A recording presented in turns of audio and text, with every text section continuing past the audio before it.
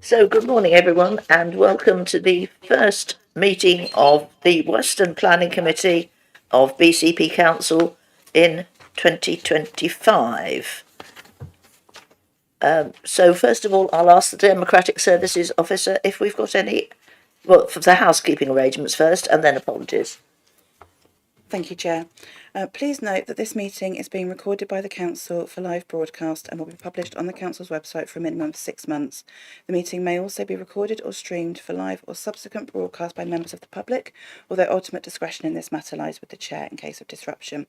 For those in the room, please note that if the fire alarm sounds, please exit the building by way of the nearest available signed fire exit route and make your way to the assembly point at the War Memorial in the gardens opposite the front of this building in Bourne Avenue.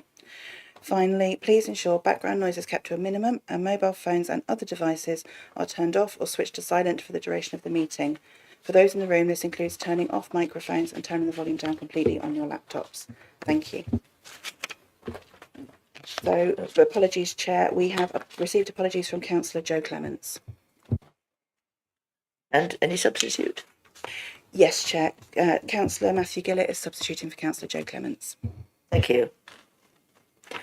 So before we go any further, I'll get us all to introduce ourselves. First of all, members of the committee and then officers who are present with us. Of course, we've already met the Democratic Services Officer who will be taking the minutes and generally making sure everything runs smoothly, which it usually does, always does. So my name is Marion Lepedvin. I'm chair of this planning committee and I'm a councillor for Newtown and Heatherlands Ward. So. Kate Salmon, councillor for Moordown. Michelle Dower, councillor for Kinston. Julian Martin, councillor for Boscombe West. Cameron Adams, councillor for Kinston.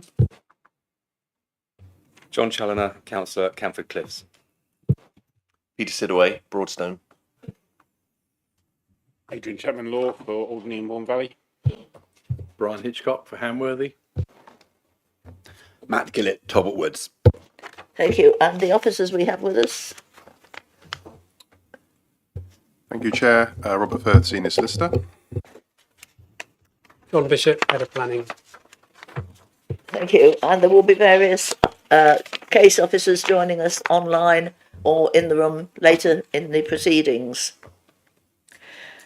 So first of all, passing on to item 3, declarations of interest. Have any members got a declaration of interest? I'll just clarify something about myself, or rather my family.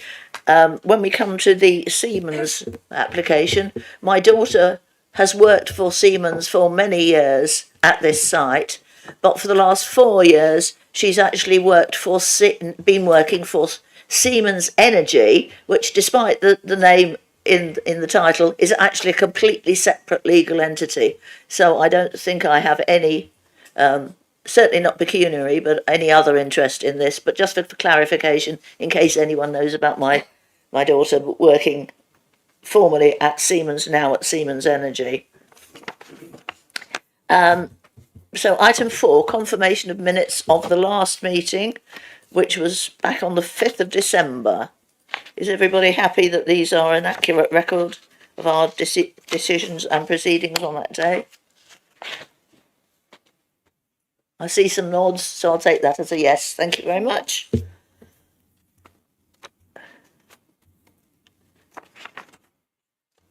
So after the officer has made a presentation on each case, we'll hear any public speakers, followed by any ward councillors who wish to speak.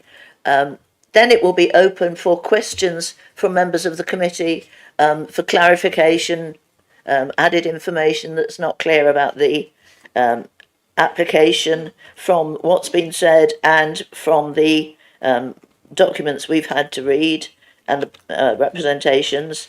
And once we've had all the questions answered, we shall move on to discussion leading up to a decision. So we start with item 6A, which is 30 to 34 Panorama Road Pool. And this will be presented by John Bishop. Thank you. So this application is land at 30 to 34 Panorama Road in Poole. The proposed development comprises an outline planning consent which seeks demolition of the existing buildings and erection of a 4-storey building comprising basement car parking, bin storage, ground floor boatyard, cafe, restaurant and office, and first, second and third floors to provide 15 residential apartments. Matters to be considered are those relating to layout, access and scale, with appearance and landscaping as reserved matters. This application has been presented to committee on previous occasions. Both times it was deferred to allow further consideration of material submitted prior to the application being determined. The key issues associated with this application, which I'm going to run through with this presentation, relate to the principle of development in this location, flood risk, impact on the character of the area and design, and highways and parking. So as noted, the application is located in Panorama Road. As you can see from the satellite image here, it's the land within the red area there. Just some street images to show you the frontage of the site. The site currently comprises of some commercial units at the front, with the boatyard being located within the middle of the site. The ground floor is occupied by a shop, an estate agent, and there's a residential flat at first floor level. The character of the area is predominantly residential. It's mainly in the form of detached houses, which vary in design and massing, with a mixture of 1, 2, 3 and 4-storey buildings. In the wider area, there are some taller buildings associated with some of the flatted type developments on the peninsula. Here's just some further images of the site. You've got one taken from Panorama Road looking within to the site itself, so you can see the boatyard functions. That's a 3D image which gives you an idea of how the site sits. So what we're looking at is this area in here. These are the buildings to be demolished where the new 4-storey building is proposed. The image on the left is taken from within the site looking down to the rear, so you can see contemporary development along the shorefront. The image on the right is from within the site looking back to Panorama Road. So this is the main current building which would be demolished. These images depict the restaurant use, which we'll refer to shortly, which is on the right-hand side here. Again, this is looking from within the site back to Panorama Road. There are restaurant currently located on this ground floor element here. This is located at the very back of the site on the shore edge looking within to the site, so you can see the contemporary development which is on the shore front of this section of Panorama Road. And this is the proposed site layout. So you've got the main building which will be located here on top of where the current buildings sit to be demolished, with access down to the basement underneath it, and the main boatyard function to the rear and underneath these houses here would remain.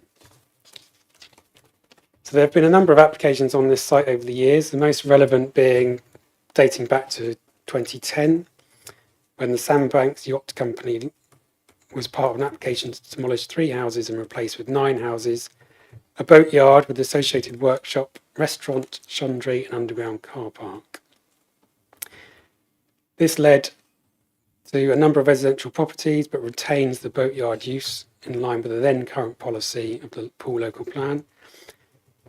This permission included a condition number 4, which stated that the development approved shall be used for a boatyard consisting of a composite range of uses, including boat storage, parking, chandlery, restaurant and a workshop, and for no other use. Following the grant of that permission, there have been a number of approved amendments to both the original permission and this condition. Issues have been raised as to the consequence of the grant of some of these later permissions and the interpretation of the various iterations of said condition 4 of the 2010 planning permission. In particular, it is argued by the applicant that there is a composite boatyard use, including boat storage, parking, restaurant, workshop and gym, and it is argued by third parties that the boatyard is the primary use of the site, and the other uses are ancillary to that primary use. The wording of the condition was amended by later consents, stating that the composite range of uses listed shall be ancillary to the Sandbanks Yacht Club and for the benefit of its members only.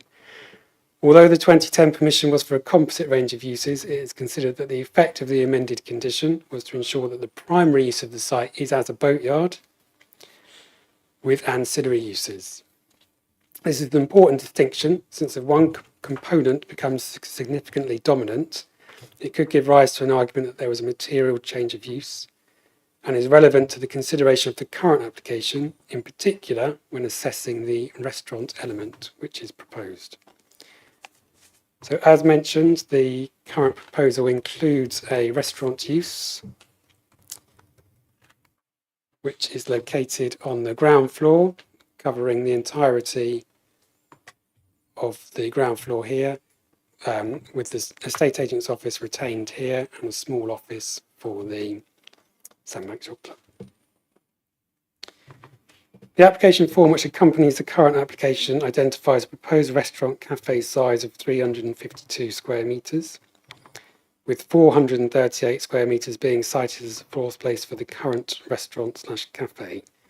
The applicant's position is therefore that the current proposals are identifying a potential decrease in floor space of 85 square metres, or circa 20% of the existing floor space of the current restaurant cafe operating from the site.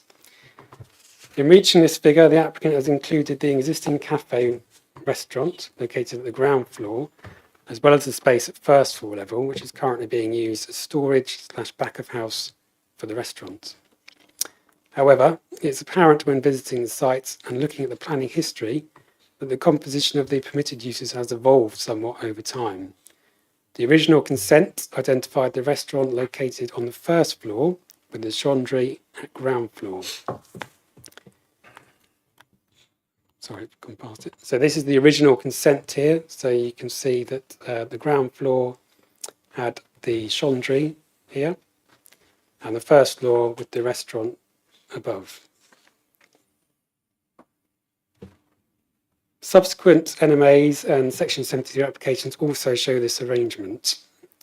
Within this arrangement, the restaurant was approximately 220 metres squared as part of the uses originally permitted. However, there is no chandlery on the site, and it would appear that the space which would have been utilised for this has now been subsumed into the restaurant cafe use. When you visit the site today, you have the restaurant at the ground floor, and the first floor is now being utilised as storage and back of house functions for the restaurant, which occupies all of this space here. So when taking this into account, there would be an increase in size of the restaurant by approximately 156 square metres, or 70%, when compared to the size of the restaurant as permitted, which is contrary to the applicant's position that the proposal would result in a decrease in floor space of the cafe restaurant element. Under the current implemented planning approvals on the site, it is considered that the existing restaurant is part of the range of uses of the boatyard. However, the range of uses is restricted by condition, stating that the composite range of uses listed shall be ancillary. Notwithstanding the use class order, it is considered that this condition restricts the uses which can be taken on the site to be ancillary to the main boatyard use of the site. Furthermore, the existing cafe restaurant is located within a side elevation and is accessed from within the site, and there's no frontage with Panorama Road. The main trading area is located on the ground floor, with the first floor area being utilised for storage, back of house functions. As part of the current proposal, the restaurant location has moved so that it now has a frontage on Panorama Road. So you can see now you've got the main frontage of the restaurant here, directly facing onto Panorama Road. It has a much larger floor area / trading area located over a single level. So the increase in trading area and changing siting of the restaurant will significantly increase its prominence in the street and within the site itself. Having a main frontage and a much larger single trading area is considered to have resulted in the restaurant being no longer ancillary, and on balance, it's considered that the restaurant use has changed to a degree that it would constitute a material change of use and would amount to a standalone restaurant use in its own right. This is an important distinction to make in terms of planning policy and how the application is assessed. Since this is considered to be a main town centre use to which the provision of policy PP22 would apply. The applicants have not provided a sequential test in this regard because they consider one is not required. And the absence of such a proposal is considered to be contrary to PP22. As such, it is considered that the location of the development would undermine the council's retail strategy, which focused such development in town centre, district centres, local centres and neighbourhood parades in the first instance in accordance with the retail hierarchy, contrary to the provision of PP22 of the local plan.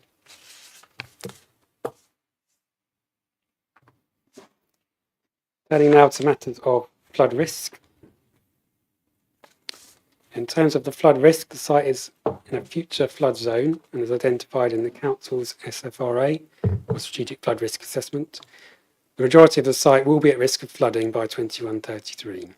The residential use is classified as more vulnerable with the MPPF and in line with the MPPF and Policy 38 of the Poole Local Plan, given the number of additional dwellings proposed in this area of future risk. The applicant has submitted a flood risk assessment that acknowledges the future risk of flooding on the site and includes a sequential test. It is clear from the council's SFRA future modelling mapping that there'll be no remaining area on the site capable of including the additional, if any, residential units. The submitted sequential test therefore looks into reasonably available sites. In searching for reasonably available sites, the sequential test considers the harbour type residential development proposed in reference to the use of the boatyard, restaurants, slipway access and connections to the residential uses.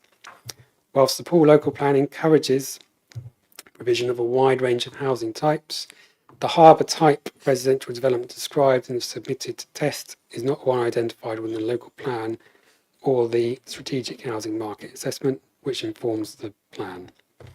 The sequential test argues for the inexistence of reasonably available sites. However, it was concluded that this is not the case in Poole. The sequential test, therefore, was not passed for this application. In addition, not sufficient area of lower risk would remain for this site in future flood modelling, and no overriding reasons were found to justify the additional dwellings in an area of flood risk as set out within the MPPF. In conclusion, relating to flood risk, whilst the development could contribute to the housing provision in Poole and have potential to be made more sustainable and add to the delivery of housing within the area, the application fails to pass the sequential test and is therefore in conflict with Policy 38 of the local plan, as well as the MPF when aiming to address climate change and flood risk.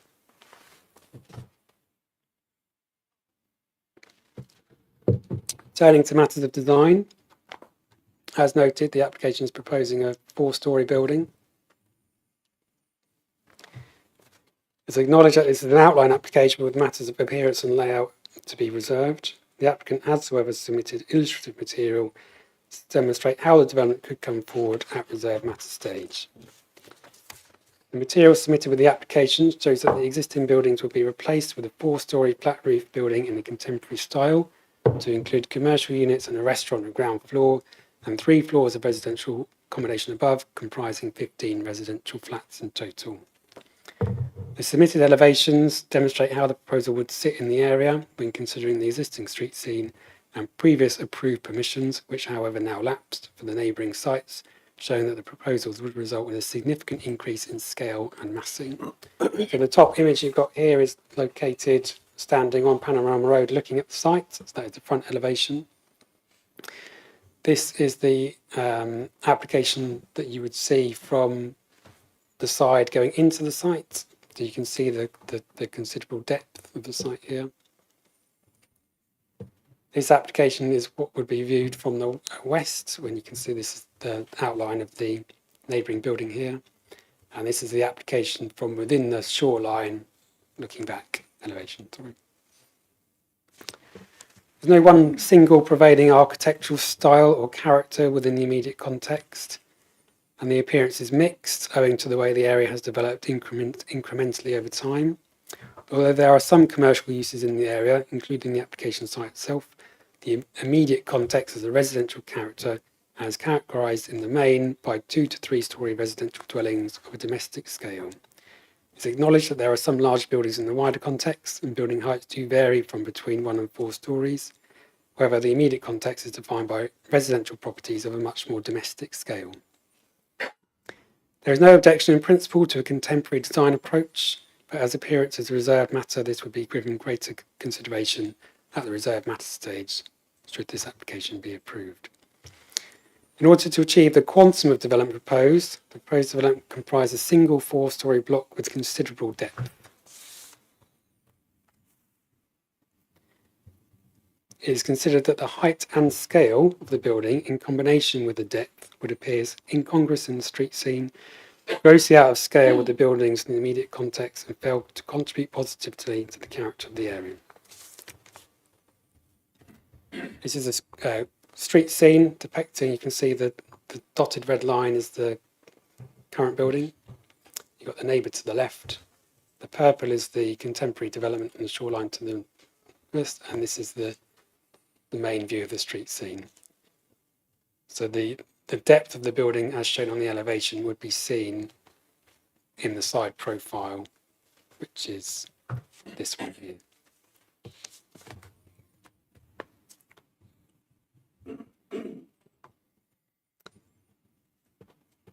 So the size of the resulting building, which would be necessary, with a combination of the height and scale, is considered to result in a building which would be incongruous and will significantly detract from the character of the appearance of the area. It is acknowledged that the adjacent site has a previous approval for a 4-storey building. This permission has, however, now lapsed, and as such is given limited weight. Furthermore, since this consent was granted prior to the Sandbanks Neighbourhood Plan being adopted, this now forms part of the development plan and is an additional layer of policy which is required to be taken into account by the decision maker. In summary, it is considered that the proposed design, which would be necessary to accommodate the quantum of development proposed, has resulted in a scheme which fails to take proper account of its location, character of the street scene, having regard to the character of this part of Panorama Road, and would have an adverse impact on the character and appearance of the street scene, and views from the harbour. Proposed development would be contrary to policies PP 27 and 28 of the local plan and policies SAND 1, 2 and 5 of the Sandbanks Peninsula Neighbourhood Plan and the MPPF. Turning now to matters of parking and highways. The proposal includes replacement of commercial uses currently operating from the site as well as 15 residential units. Surface parking is provided to the front of the ground floor commercial units in the form of 4 off-street car parking spaces. Parking for the residential units is provided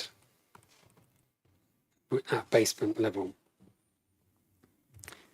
In total, there are 18 residential spaces in the basement for the flats, in combination with the 4 spaces to the front for the commercial units. This, in relation to the residential provision, this would relate to a slight over provision, where the parking requirement would be 1.5 spaces for the office use and 14 spaces for the residential dwellings. Highways have no objection to the scheme, although there is no parking proposed for the restaurant use. The view taken by the Highways Authority is that there are sufficient parking bays on the surrounding rows, which are under capacity, which would accommodate the parking demand generated by the restaurant. It is noted within the submission that the applicant acknowledged that the traffic surveys were not taken at peak times for vehicle movements. However, the council has assessed the applicant's data, but also carried out its own judgment on the traffic activity likely to occur as a result of the proposal. There are many material considerations that come into this assessment, but in particular, the existing uses, the existing parking situation, service arrangements by delivery vehicles. There is in fact limited existing parking and service arrangements for the existing restaurant, which is partially used, as noted by the applicant. Overall, it's considered that the level of parking proposed is acceptable when taking into account the existing uses on the site and the availability of parking in the wider area. Just dealing as affordable housing, the applicant has submitted the viability assessment, which is independently assessed by the district valuers. This concluded that the proposals cannot make a contribution towards affordable housing. However, given the time which has elapsed since the review was undertaken, if the application had been acceptable in all other regards, an updated review would have been required. So in this instance, it forms an additional reason for refusal. So therefore, the recommendation of this application is for a refusal as outlined in the recommendation on the officer's report. Thank you. Thank you. Thank you, Mr. Bishop. So now we have two people wishing to object. They are both here to speak in person, Bill Soper and Robert Webb. So they have 5 minutes to share between them.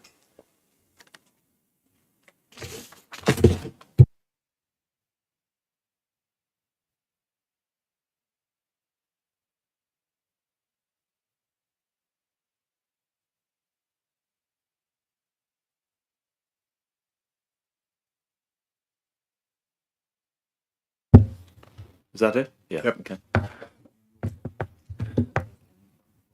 Okay. Thank you. Thanks for that. Thank you for allowing me to address you this morning. We very much appreciate Mr. Bishop's efforts to pull things together after so much time has passed and fully support your officer's recommendation.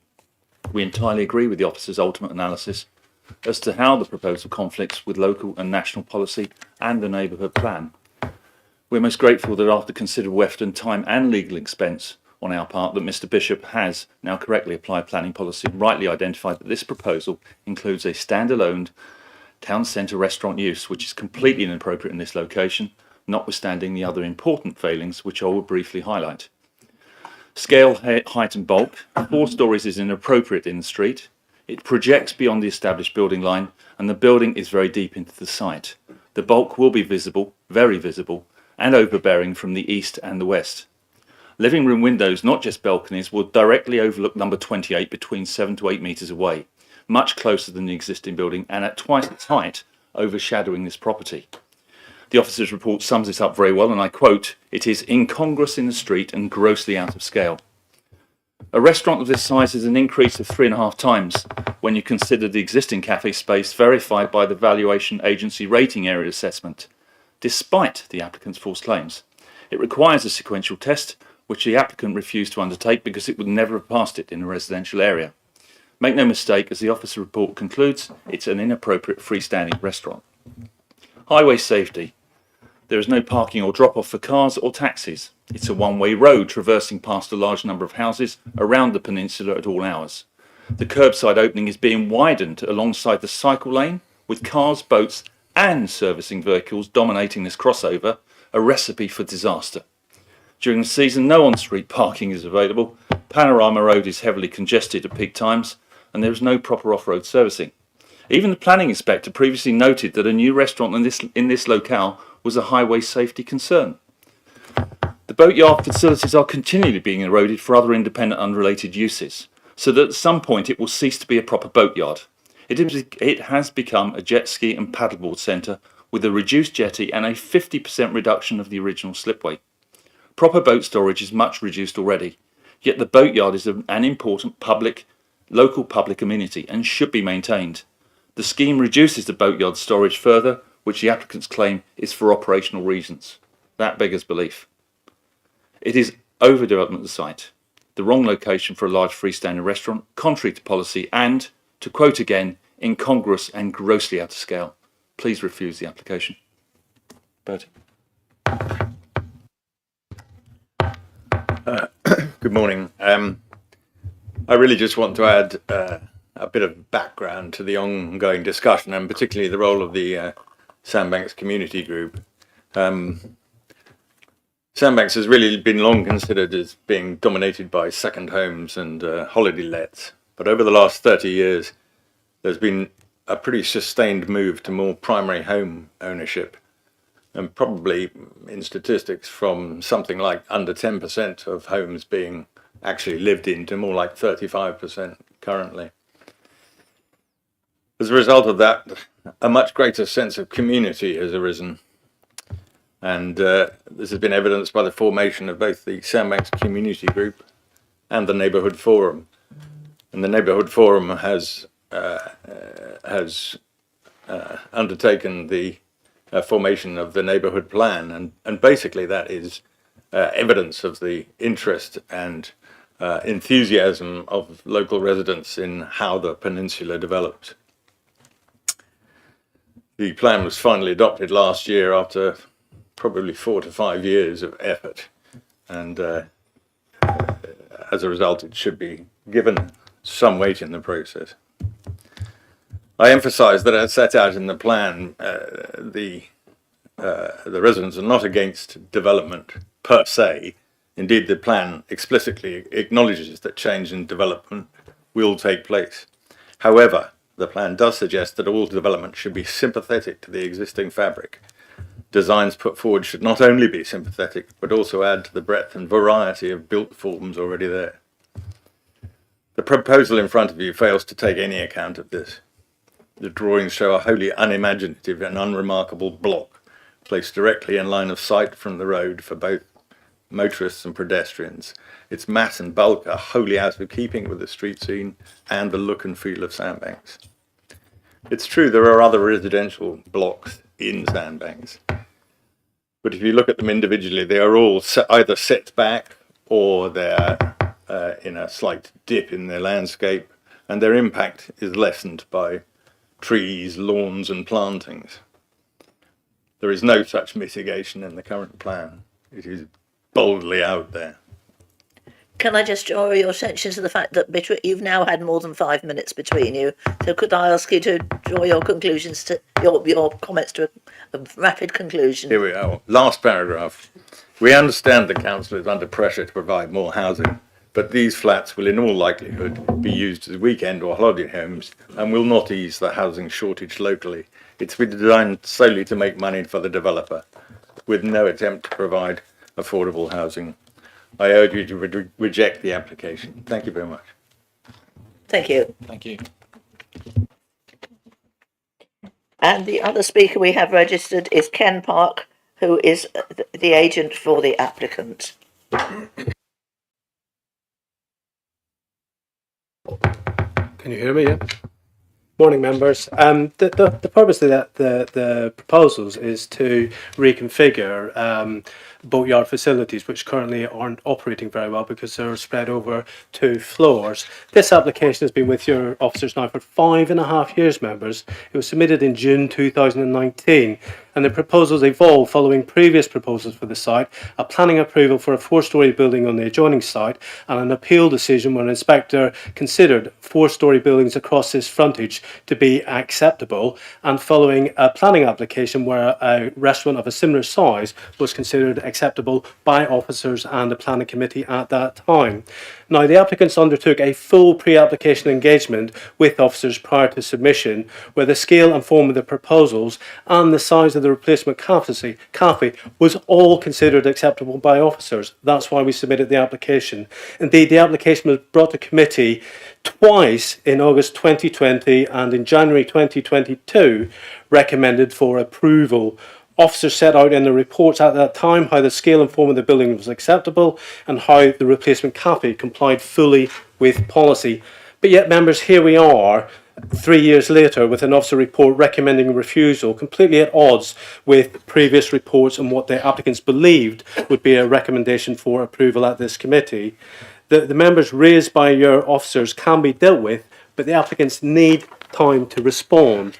The applicants have been extremely patient and have waited 3 years for a response from officers and for the application to be brought back to committee.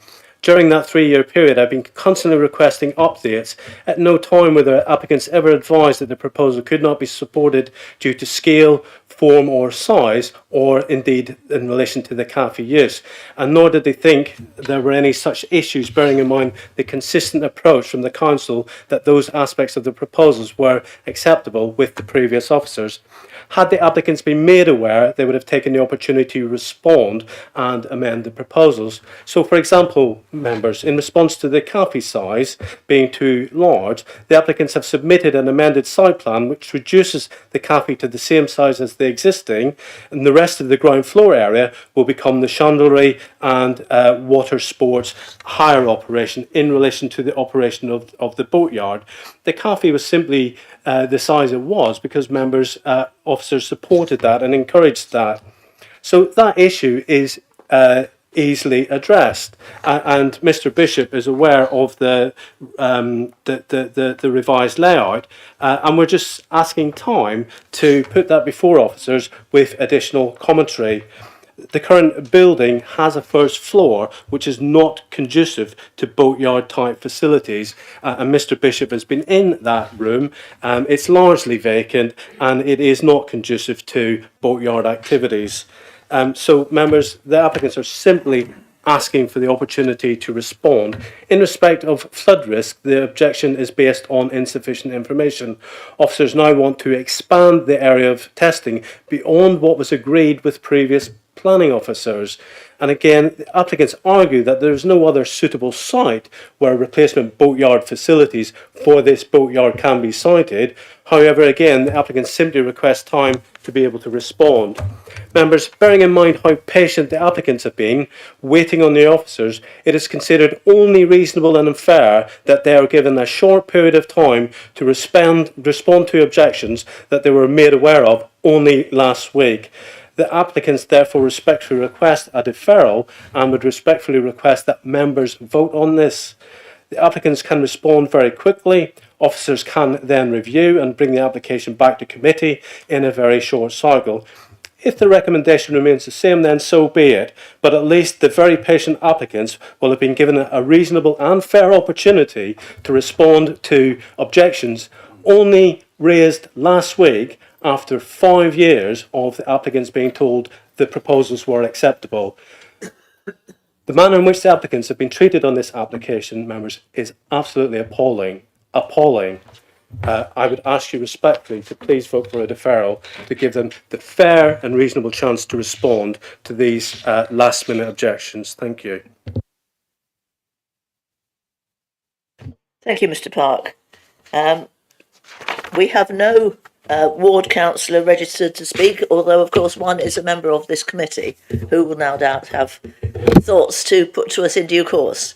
So we move on to any questions about the application, about what you've heard, about the site plans, about the case officer's report, any clarification needed. So we start with Councillor Adams, then Councillor Challoner. I would just be interested in a response from one of the officers on the points made by the applicant, specifically about the deferral and... Your microphone's not on. Sorry. Can you hear me now? Yeah. I'd be interested in a response specifically on the points that the applicant made, especially about deferral, why that's not an option, and how we got there and why they've been waiting so long. Okay. So, Mr. Bishop, can you answer that now before we go on to any further questions? Yes, no problem. Well, deferral is an option if that's what you want to propose. My view is a deferral would not be necessary. Essentially, it's within the discretion of the local planning authority whether to accept amended plans or not. An amended plan was submitted yesterday, which does reduce the size of the restaurant. I declined to accept that amended plan. I think we have an in-principle objection to the scheme relating to flood risk and design, and also the restaurant element. The restaurant element is only one of those. It doesn't change the location of the site. It's still in an area of flood risk. The scale of the building is still the same. However, if we were to accept that amended plan, it would require us to reconsult, reassess the scheme, and I think it would be a significant material change to the scheme. So, and again, it's the council's discretion whether to accept amended plans or not. Generally, our policy is that if an amendment comes forward which results in a material change to the scheme, then the advice is we wouldn't accept that amendment. They'd be required to withdraw the application and resubmit. But that's not to say that if you wanted to propose a deferral, you can. But in my view, it's not going to change the core issues associated with this site, which is principally the flood risk and the design. So as to the history of the site, obviously a lot of this predates me. I accept it's not good practice to have an application for this length of time. And again, that's another reason not to defer it in my view, because I think we need to draw a conclusion. We've got in principle objections as set out in the report, and I would suggest that we move forward with a decision based on the current application plans. Does that help, Councillor Adams? Councillor Challoner. Thank you, Chair. Just a couple of questions and clarifications at this stage. First of all, with regards to the restaurant floor space, and this is I think a significant factor, has the applicant had previously permission to use both floors as a restaurant, or has that just been a bit of a kind of a mission creep, as it were? Also, I have questions with regards to, I'd like to know really more about the impact of the newly adopted Sandbanks neighbourhood plan as to the effect that has on this particular application. I'm concerned and would like some clarification with regards to the bin storage and waste removal. It says that a private contractor would do that. What kind of conditions can be imposed to make sure that should an application like this go forward where we wouldn't as a council collect the waste, what kind of guarantees do you have there, or does that then mean that the council will end up having to pick up the tab at some point?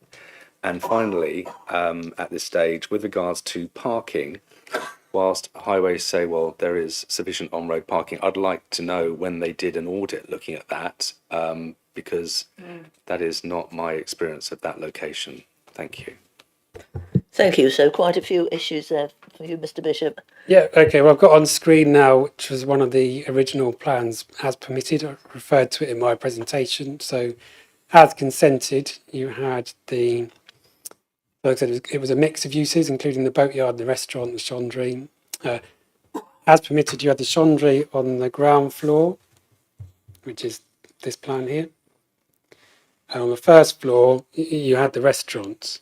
But I don't know how that evolved over time, but when you visit the site today, you've got the restaurant on the ground floor, which is the main trading area, and the first floor is associated with the restaurant. It's basically storage and back of house functions, so there's staff room, freezers, fridges, storage of furniture, things like that. So it's not used for customers, but it does form part of the current operation of the restaurant. But in terms of the permitted range of uses, this plan and subsequent revisions only ever showed the restaurant being located at the first floor here. So there has been some creep. And I think in terms of assessing the restaurant element of the scheme, or I wouldn't say this application is complex, but there are several layers to it. And once you've gone through those layers, you can see that there's been evolution. And some of the material that's been put forward is a bit misleading in terms of sizes quoted, etc. So that's the current permission as permitted. How it's laid out on site does differ to that. Moving on to the neighbourhood plan. The neighbourhood plan has been adopted and now forms part of the development plan, so it's material consideration which we need to give full weight to. The policies are referred to in the report.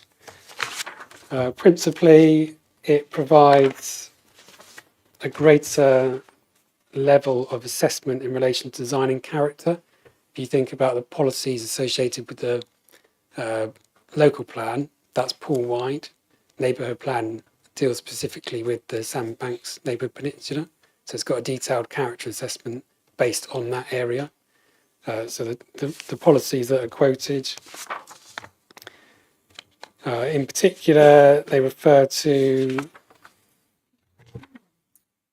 strategic views. So you've got views from certain points within the peninsula. You've got viewpoints 23, 24, and viewpoint 8. So it's in essence, the Sandbanks neighbourhood plan is a much more detailed assessment of a particular area. So we're paying full weight to the design policies related to those plans.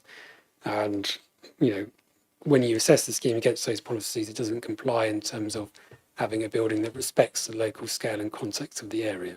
As referred to in the presentation, you've got a very large 4-storey building of considerable depth, and it just doesn't really relate to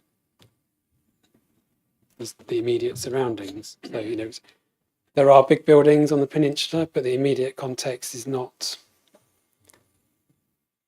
comprised from large buildings. You know, it's relatively low rise. You've got bungalows opposite, for example, and just down to the left. And it's that kind of detailed assessment that those policies bring. So it's an extra layer, an extra level of assessment which has been carried out in assessing this scheme. In respect of waste, the waste storage is in the basement. In terms of the comments, you're right in the sense that it's not in a format that would allow collection by a local authority. If this application were to be acceptable, we could condition a waste management plan which would detail how they contract a private company for bin collection, which is fairly standard. In relation to parking and highways, we do have the highways officer on the call. Can we bring him in? So, Mr. Smith, are you available? Yes, Chair. Perhaps if I just give a sort of very brief summary of our parking. Mr. Bishop touched on the parking assessment in his presentation, but the report goes into far more detail of lots of different aspects we've assessed regards parking. So overall, it's been assessed as having a 5-space shortfall for the restaurant use. 2 of the spaces on the front could be allocated to the restaurant, which would give it a 5-space shortfall. And an important factor with parking is be able to prove a harm should there be a shortfall. We don't just refuse things because there's a shortfall. Has to be some kind of harm. With regards to Panorama Road and the surrounding area, there's now a pay and display system in there. There's yellow lines in the area. So there's lots of controls which prevent unauthorised parking in dangerous locations.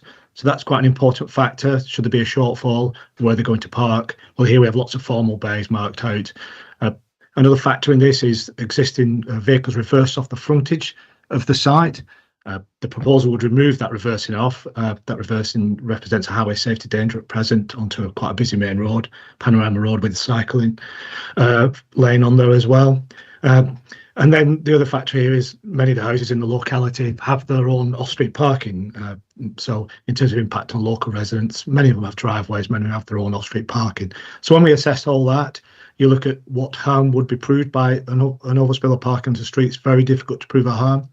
In terms of the general parking in the area, I've covered this area 90 years, so I'm very familiar with it. And I accept that during peak sort of season times, summer times, and the holidays, the streets in the area can get quite parked up. But majority of the year, you can drive around and park on the street. So from our point of view, it comes down to being able to prove that harm from 5 spaces parking in formal bays on the street. And with the gains in the application, we found it difficult to prove a harm, and therefore that's why we've not recommended refusal on the parking shortfall. I hope that covers it, Chair. Thank you, Mr. Smith. I remember seeing Councillor Salmon's hand up early on, and there was some this side. Right, Councillor Gillett after that. Thank you, Chair. I'll try and remember what I was going to say. Yeah. You don't have to ask it if it's not relevant now. No, it is. I just wondered if Mr. Bishop could comment on a little bit further on something that was mentioned by the applicants in their letter that we were sent, and I think touched on by Mr. Park as well, that this application has come forward twice previously, recommended for approval but not been approved. Could we just have a little bit, I know you it's before your time, I appreciate that, but could we have a little bit more understanding of why that's happened? Thank you. Yes, the application has been presented previously, and there have been previous recommendations for approval. It's my understanding that the applications were deferred to allow greater consideration of representations that were made by third parties. These principally related to the restaurant elements and items which people had believed required further consideration. So the decision of those committees was that the application should be deferred to allow further consideration, basically. I accept that other officers have had more positive views on this scheme. In terms of the current application, it is still the same application, but no formal decision was made on that application. It was merely an officer opinion. I have to assess this application based on my own professional judgment. My view is that it's not acceptable for the reasons outlined in the report. And there has been a material change since those other applications were presented to committee, in that the neighbourhood plan has now been adopted. That's part of the development plan and needs to be given full weight. And that adds to why the assessment differs to previous applications. I think also there has been my assessment of the restaurant element is perhaps different to others, but I think, as I explained when you go through the layers, I think some of that information is misleading. So I think in terms of the numbers that have been put forward, for example, the applicant's position, as I stated, is that there is a decrease in floor space. If you take that at face value, that would make a much different assessment. But actually, when you go behind that, I don't agree with that, and I think there is an increase, which obviously then is a completely different assessment. Can I just ask very quickly one other thing? Yes, sure. Just specifically to ask if the information around flood risk has changed since the previous application. Is that a newer assessment of flood risk that's come up, or is that flood risk, was that the same last time it came to it came through planning committee? Do you know?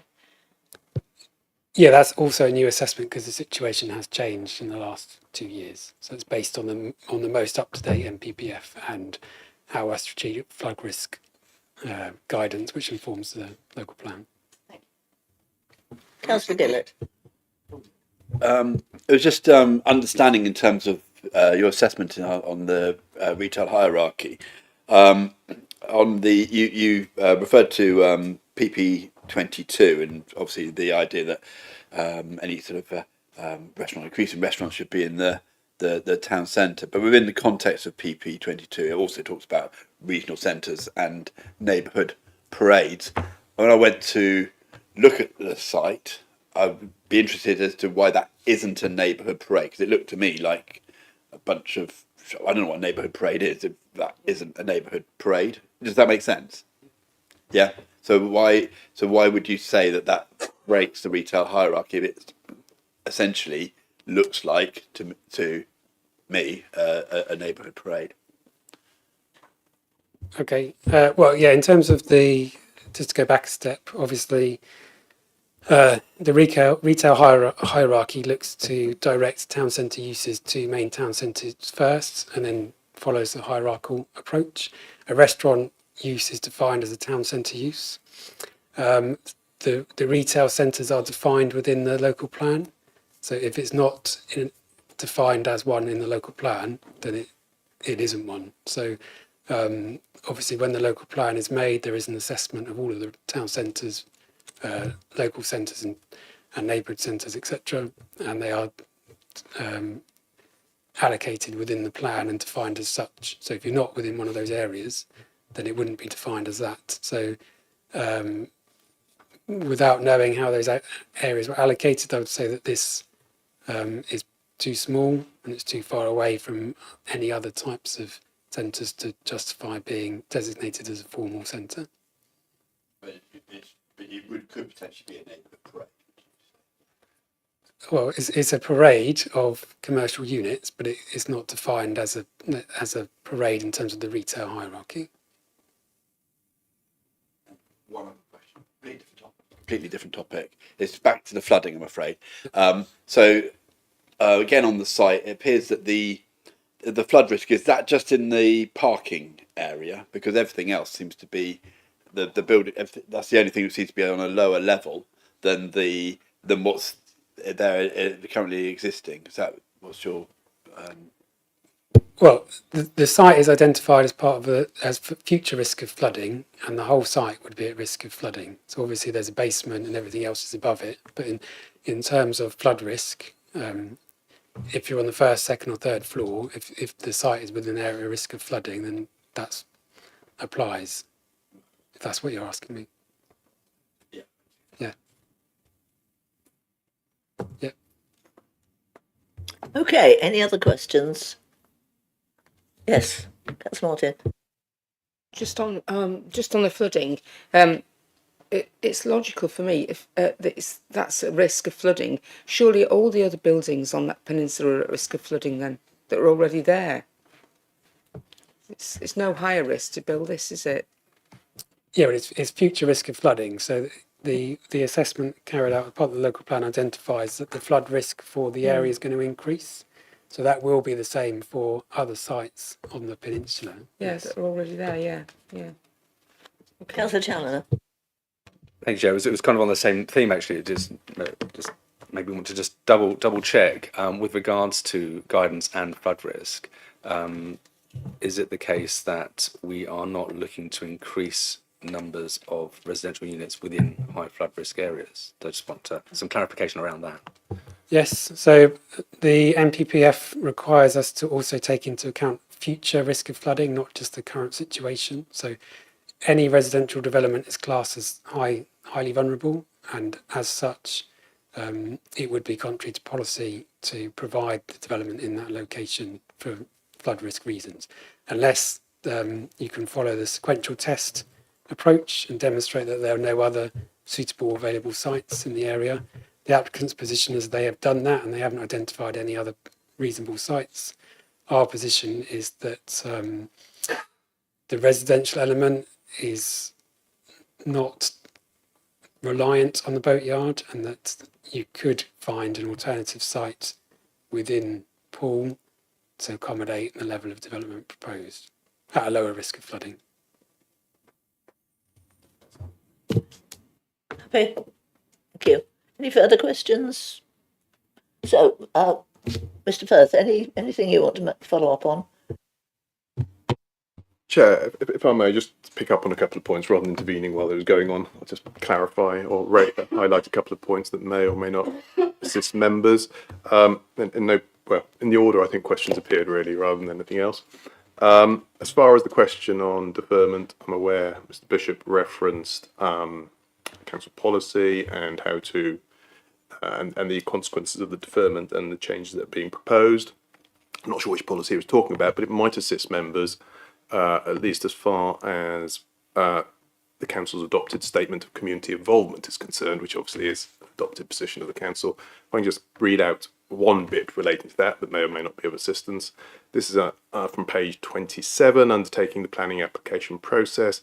What that says, and I'm going to précis it other than the one bit that's particularly important, but or maybe important if you regard it that, is we will encourage applicants to undertake pre-submission consultations, encourage applicants to engage in pre-application discussions, encourage householders to undertake informal discussions with neighbours, allow access to planning application files, and then it goes on to say negotiate minor changes with applicants where necessary, address issues identified through the publicity and consultation exercise on an application. And it goes on to talk about amending applications and future representations. And in the interest of the economy, it's not possible to respond to all specific points. I think the point I'm mentioning there is, at least as far as your statement of community involvement is concerned, it references negotiating minor changes. Now, I said I'm not sure which policy Mr. Bishop had in mind, but obviously from what I think he was saying, he doesn't necessarily think this is a minor change. So I just make that point as of some relevance. Going on to the neighbourhood plan that was referenced, again, just to clarify, my understanding is that the neighbourhood plan is adopted, therefore its status is not as a material consideration, it is now actually part of the development plan and should be assessed on that basis. So it essentially has equivalent status to your adopted local plan policies. So just to highlight that as an obvious change, presumably since the last matter came before members. A question was raised about changes in national policy relating to flooding in particular. So yes, just to clarify, and I guess I should say one of the biggest changes that obviously happened is the new National Planning Policy Framework that came out in December last year, albeit not necessarily making substantial, but some changes to flooding. There is also the NPPG on flooding. I think it's fair to say that went through some quite significant alterations in 2022. So that is another issue you may want to bear in mind. And The other thing I was going to mention was the sequential test that got mentioned. So I'm now looking at the MPPF specifically. To assist members as much as anything else, I'm going to read out a couple of paragraphs or extracts of a couple of paragraphs relevant to that. Paragraph 173 of the MPPF says a sequential risk-based approach should also be taken to individual applications in areas known to be at risk now or in the future from any form of flooding by following the steps set out below. The next paragraph goes on to say, within this context, the aim of the sequential test is to steer new development, which I think is part of the question that was being highlighted, new development to areas with the lowest risk of flooding from any source. It goes on to say development should not be allocated or permitted if there are reasonable available sites appropriate for the proposed development in areas with a lower risk of flooding. The strategic flood risk assessment will provide the basis for applying this test. Sequential test should be used in areas known to be at risk now or in the future from any form of flooding. And it goes on to talk about except where site-specific flood risk assessment demonstrates no built development within the site boundary, etc. Actually, one of the changes, I'll carry on reading that, because one of the changes with the new MPF is it says that no built development within the site boundary, including access or escape routes, land raising or other potential vulnerable elements, would be located on an area that would be at risk of flooding from any source now or in the future. But I think the key question was asked about new developments. Clearly, the sequential test is referencing new developments, at least in the MPPF, in that respect. Chair, I think that's all I've got to say. So just quick gallop through various points. I hope at least some of them were of assistance, but I'm happy to expand if members want me to. Okay, thank you. So we move on to the discussion of whether we approve this plan or not. So I'm open to speakers. Councillor Challoner. No surprise that I have some comments to make, Chair. I find it amazing that the applicant's agent would say that we should, show a bit of patience, allow for their patience when actually they have constantly juggled and changed things and come back with various iterations. And we've had the ongoing creep with regards to the restaurant, which is a significant factor in this application, and is certainly reason alone, in my opinion, to support the officer recommendation to refuse. But I'd also add that the overbearing nature of this block, it is not in keeping. It is quite huge, actually. The whole topic of the flood risk, I think we've explored that. I think that shows that this is not suitable, that we should not be approving this scheme for that basis. And I would suggest that we reject their request for another deferral, even if they have come forward with an alternative scheme at the very last minute. I think we should refuse the current application and let them come forward with a new one if they think that it's got a significant material change that might be approved. Although I would hope that if it's going to come back with a similar scheme, that it would also be rebutted by the planning department. Thank you. Thank you. So was that actually a move to refuse? I mean, I could say yes and try and save everyone time if people are in agreement on that one. Yes, I will move to refuse. Right, thank you. And Councillor Adams, are you seconding? Happily. You're seconding. Thank you. So we have a move to go with the officer recommendation to refuse, and it's been seconded. But that doesn't close down debate at this stage if others want to make points. Councillor Sidaway. I would just add that I think, congratulations, I think that's the best presentation we've had in the time I've been on this committee, the most thorough and detailed. That left very little room for questions, which I think was quite interesting. We didn't ask many questions because it was that good. Frankly, I'm astounded it ever got approved in the first place, because the size and scale of it is enormous. And I think I agree completely with Councillor Challoner that I think we should go straight for a vote to reject it. Councillor Gillett?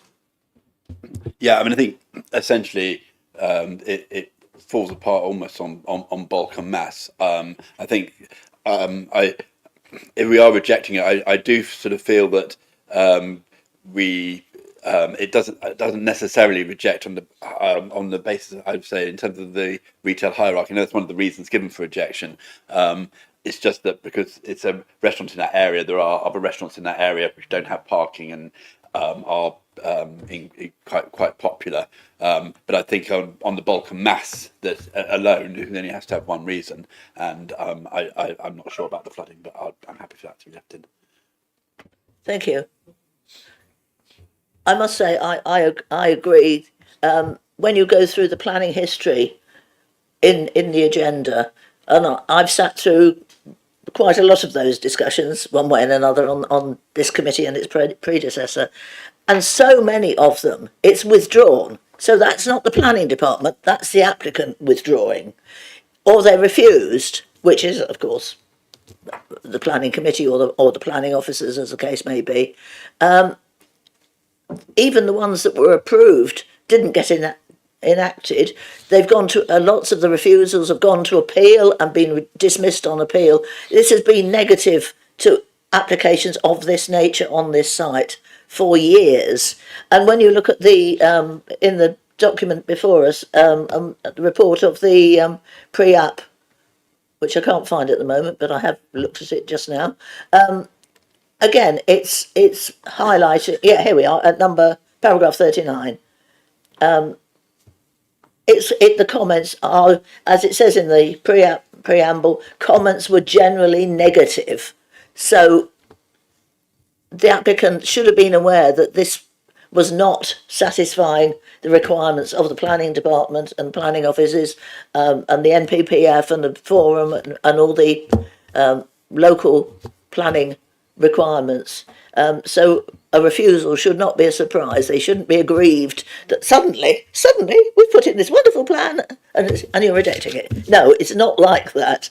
Anyway, I think somebody else had, Councillor Martin, I think your hand was up. Just going to say the flooding as well is a risk. It's wouldn't be appropriate to build this building on that site.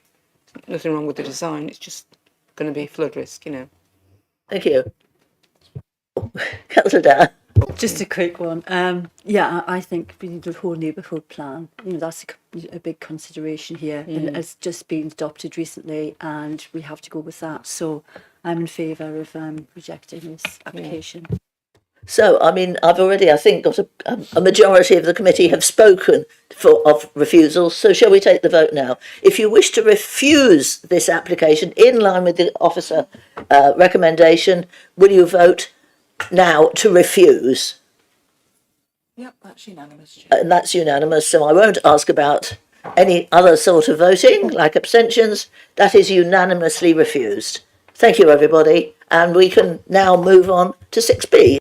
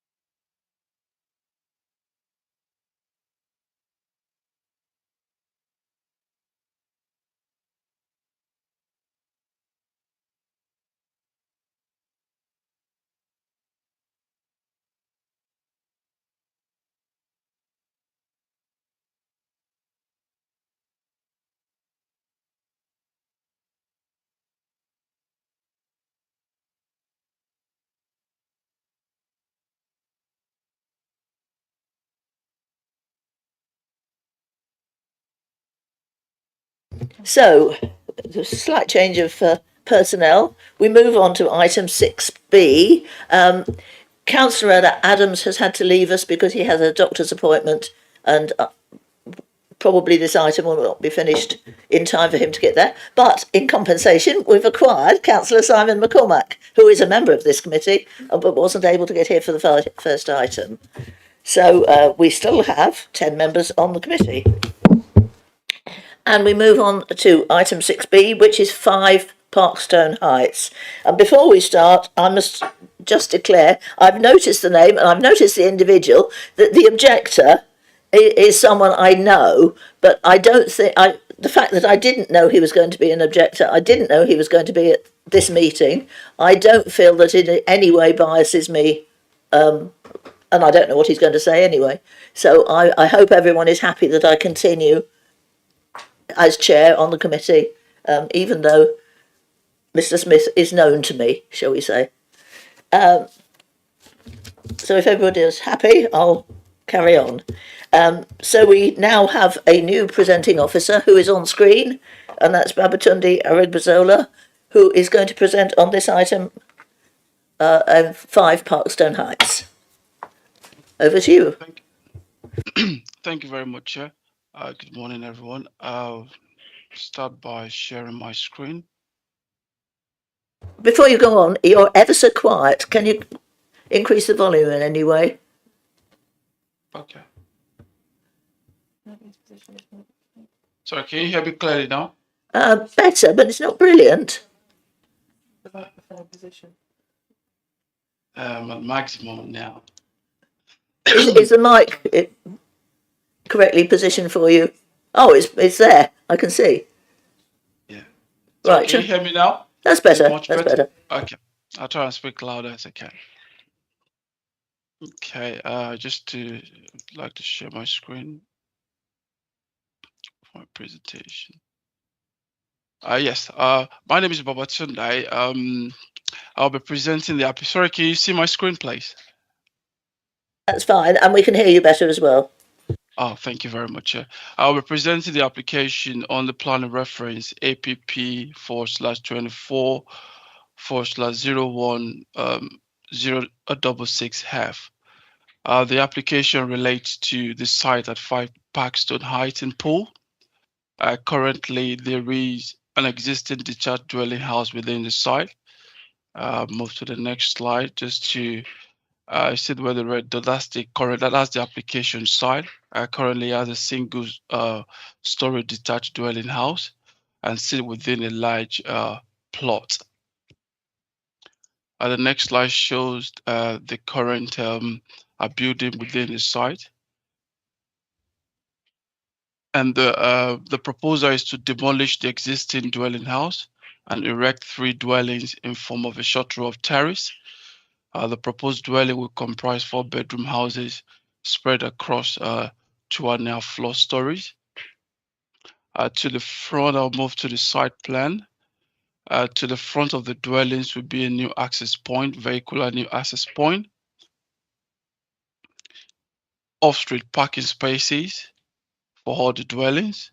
Big collection point will also be to the front of the site, and to the rear is an outdoor garden space with cycle stores, and there'll also be bin stores for plot 1 and plot 2, as you can see where my cursor is, for those 2 dwellings.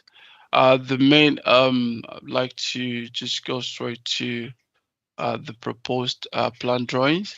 The main point to be discussed within the application, as stated in the report, relate to the design, the layout, the bulk of the proposed development. As you can see, this is the front elevation. The proposed dwelling will spread across 3 2.5 story floors. There will be bedrooms will be on the second and the first floor part of the building, and the living area will be on the lower ground floor. And as we can see, this is the current design that has been proposed. And it also is important to know, just before I go on, that this application has been presented before the committee previously, which was recommended for an approval. at that time. It just is coming back to our planning committee following a dismissal at appeal for non-determination. So this is the proposal, a proposed design that has been submitted, and in terms of design, officer is of the opinion that the current scheme has addressed all the issues raised from previously from the dismissed appeal relating to roof design. We now have a pitch roof, which similar to what is obtainable within the local context, and the garden space the outdoor garden space provided has been enlarged such that they will have big enough and usable space for the proposed dwellings. Based on the proposed design, officer is of the opinion that the current design before us today will integrate well within the local area without causing or result to any significant harm to the character of the area, and we not resort to that. And on the highway matters, the highway authority is in support of the proposal of the scheme and recommended approval on that basis. In terms of the tree impact, there will not be any tree impact as a result of the development. In addition, the proposal will see introduction of new trees within the site. And lastly, of importance is the about diversity net gain. At the moment, it's considered that in this case, the design and layout of the proposal has retained as many habitats, particularly those of moderate distinctiveness, as possible. As such, though, the 10% BNG cannot be achieved on the site. It is accepted as such, though, that the target cannot be achieved when the statutory condition, it's accepted that the remainder of the 10% can be achieved by way of purchasing other biodiversity unit offsite through biodiversity credit. So a condition will be imposed for the applicant to purchase credit to offset the deficit in terms of the BNG. So overall, the application is considered to be acceptable. I didn't want to go through all the matter that have been raised within the report. This is just a short presentation, and it's just for 3 dwellings. And the application is recommended for an approval. Thank you very much. I don't know if there are any questions. Thank you. But we'll come on to questions when we've heard the rest of the speakers. So first of all, we have Giles Moore on behalf of the agent for the applicant. Sorry, I've got this in the wrong order. I've got to have the objector first, Mr. Smith.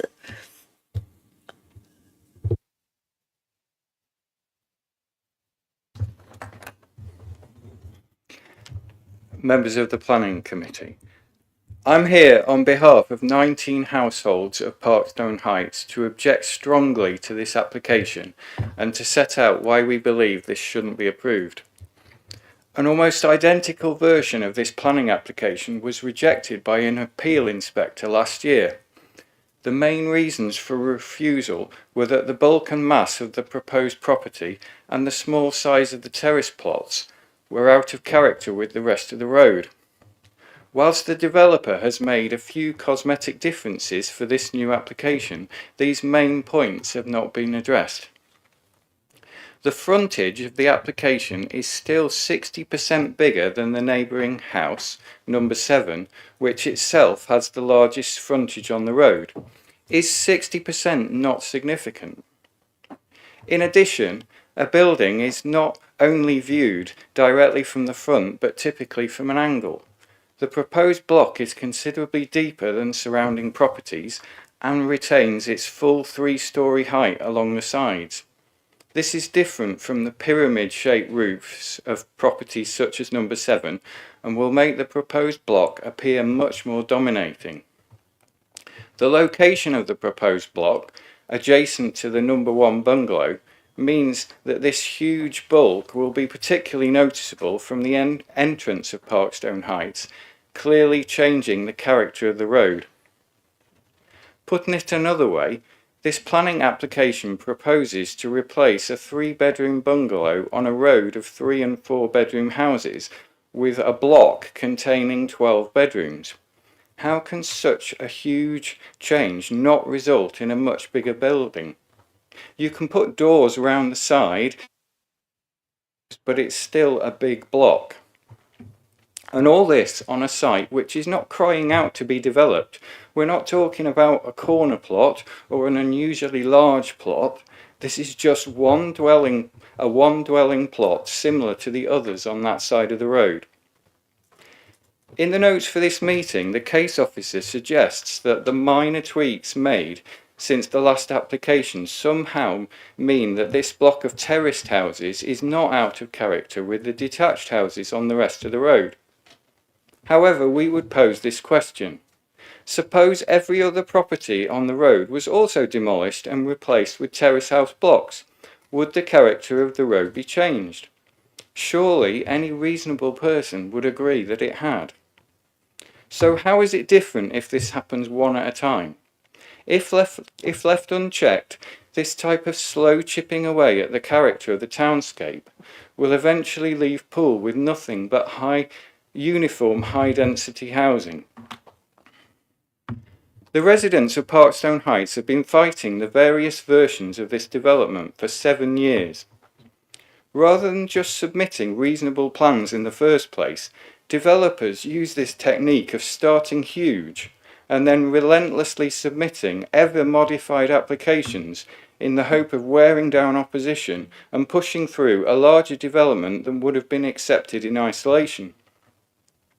Developers do this rework as their job, but residents have to respond in their spare time. It's exhausting and some feel overwhelmed by the technical jargon and digitisation involved with the process. It's only because we have a good community spirit on the road that we've managed to keep going.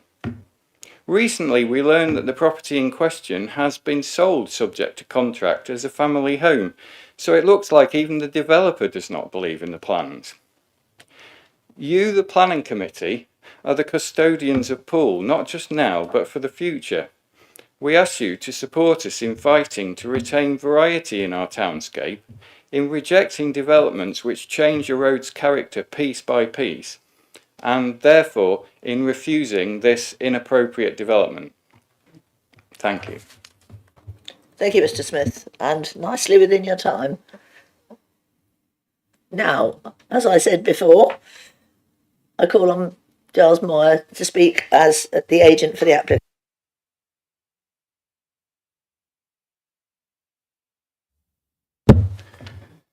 Good morning, councillors. Thank you for the opportunity to speak in support of the application on behalf of the applicants, Prime Tower Properties Limited.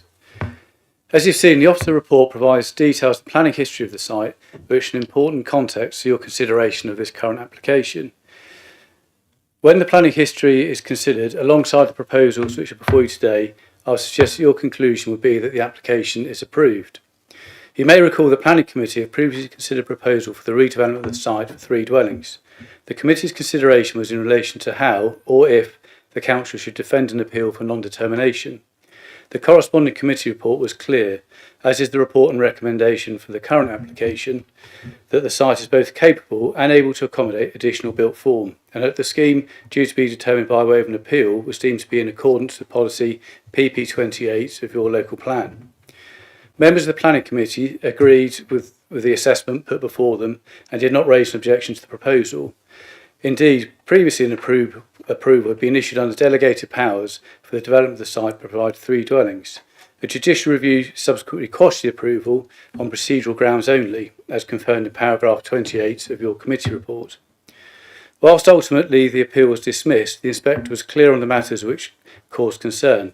These were limited to architectural design and plot sizes. Prior to submitting this current application, the applicants sought pre-application advice from the council, and a positive response was received from officers who supported the proposal. When compared with the appeal scheme, the proposal has been reduced in width.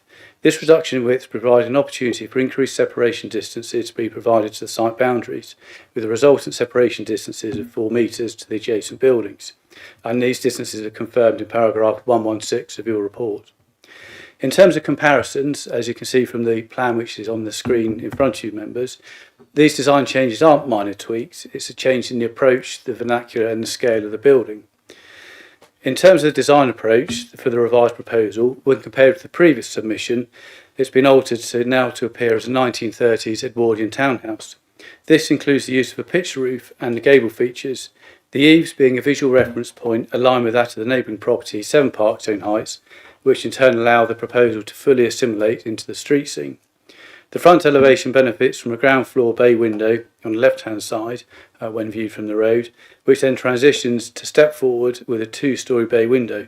Collectively, these features positively address the inspector's comments and provide a well-proportioned and articulated building which does not compete with or dominate the street scene.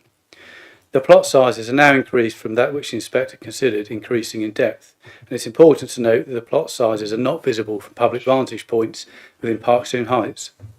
As such, it cannot be considered that the ranges of plots widths has an impact on the character of the area. The layout of the proposal ensures there is no adverse impact to neighbouring property.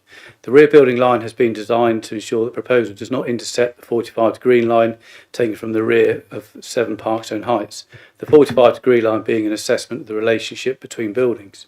The proposal, as set out in the committee report, is circa 25 metres from 3 Constitution Hill Road, which is the side of the proposed properties, and there would be no direct overlooking to the adjoining amenity space. The officer's assessment regarding the relationship between the proposal and neighbouring properties is clear that the proposal would not unacceptably affect the living conditions of neighbouring occupiers. The current proposal, as demonstrated in positive pre-application response and recommendation for approval, provides a betterment to the overall layout of the site and an improved relationship with neighbouring properties when compared to the appeal scheme. Your policy PP28, the pool local plan, has regard to plot severances. The proposal accords the policy, ensuring that there is sufficient space to enable a comfortable development to exist while maintaining the character of the area. The size of the plots are very much in keeping with the surrounding area and are increased from the appeal scheme. The proposal will deliver much needed family housing in a sustainable location, which will contribute to help meeting the significant shortfall in the housing land supply and a challenge that BCP Council are faced with. I trust you're able to support your officer's recommendation and approve the application. Thank you. Thank you, Mr. Moore. Also admirably within your time limit. And now I call on my ward colleague, Councillor Millie Earle.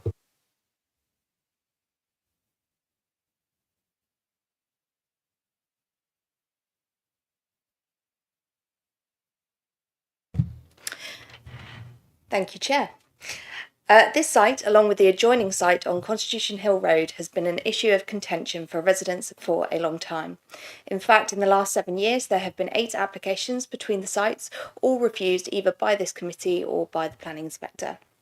To go from a modest bungalow to 3 4-bedroom dwellings on a single site is ambitious, and in this case, a clear example of major intensification and overdevelopment. I'm asking the committee to agree with me that this application should be refused. The last application for the site is incredibly important in determining this application, not least because the applicant appealed on the grounds of non-determination and the committee then gave an in-principle permission before the application was dismissed at appeal. The planning inspector concluded that the proposal would be harmful to the character and appearance of the area and gave significant weight to the proposal's conflict with the most important policies in the development plan and therefore refused the application.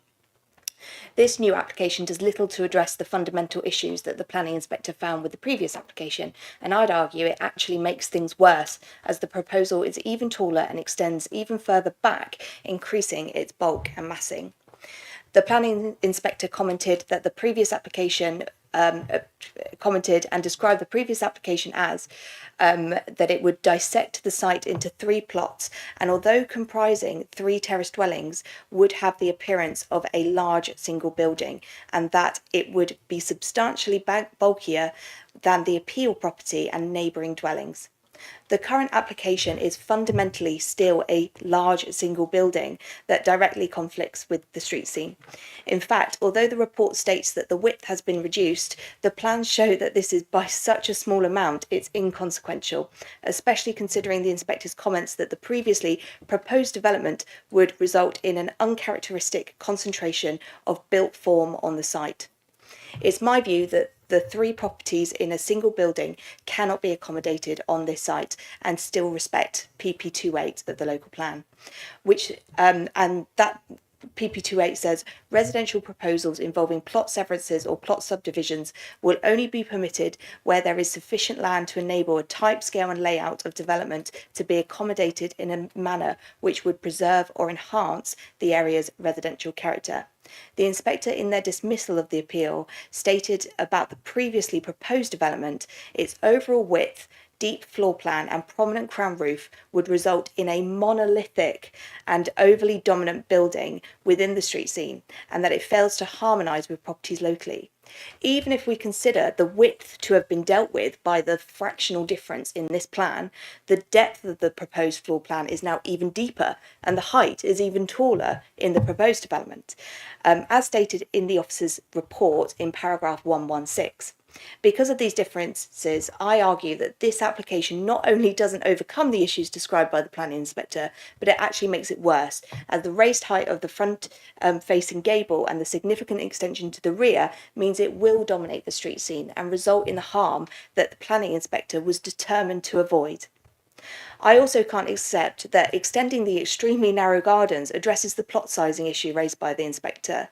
In the dismissal of the appeal, the inspector describes that the resultant plot sizes would not be in keeping with plot sizes in the area, which are more generous in size, undermining the character of the area and the prevailing sense of spaciousness that exists. They also noted that the development plan encourages utilising land to its full potential, but it also recognises that developments should respect local character. If, like the inspector, we consider the continuity of the plot sizing to be a factor in the character of a particular area, we must also consider the continuity in the shape and layout of the plots. Simply by adding additional garden to the very end of the site, the plot remains at odds with the current pattern of development, as none are significantly long and narrow in the rest of the street. Despite all the learning that has come from the previous applications, refusals and dismissals, the applicant still hasn't got this right. And what's important about those previous refusals is that it has shown exactly what is permissible through the local plan and what isn't. And this application fails to address and actually makes things worse. My final reason on which this application ought to be refused relates to the BCP parking SPD. And I said this last time, I'm going to keep banging on about it, but why on earth do we bother with SPDs if they are just going to be, at best, cherry-picked policies, and at worst, we just totally ignore them? Paragraph 333 of the SPD reads, cycle parking should be in the most accessible location near the main entrance to the development and not be located in remote or inaccessible areas. Access to cycle parking should be easier than access to car parking. The plans put cycle storage right at the back of the properties, accessed by paths at the sides of the development. Moreover, the frontage will be totally dominated by cars, up to 6, which on a plot that houses a single bungalow is a significant change and will affect the street scene. Just to close. I heard the operative word close. You are over time now. I was just going to say, do you agree? I think the question for the committee is: do you agree that the planning inspector, that 3 properties are just not going to work on this site, and that this backwards and forwards between committee and between the developer needs to end for good? Thank you. Thank you. So, over to members for questions and clarifications.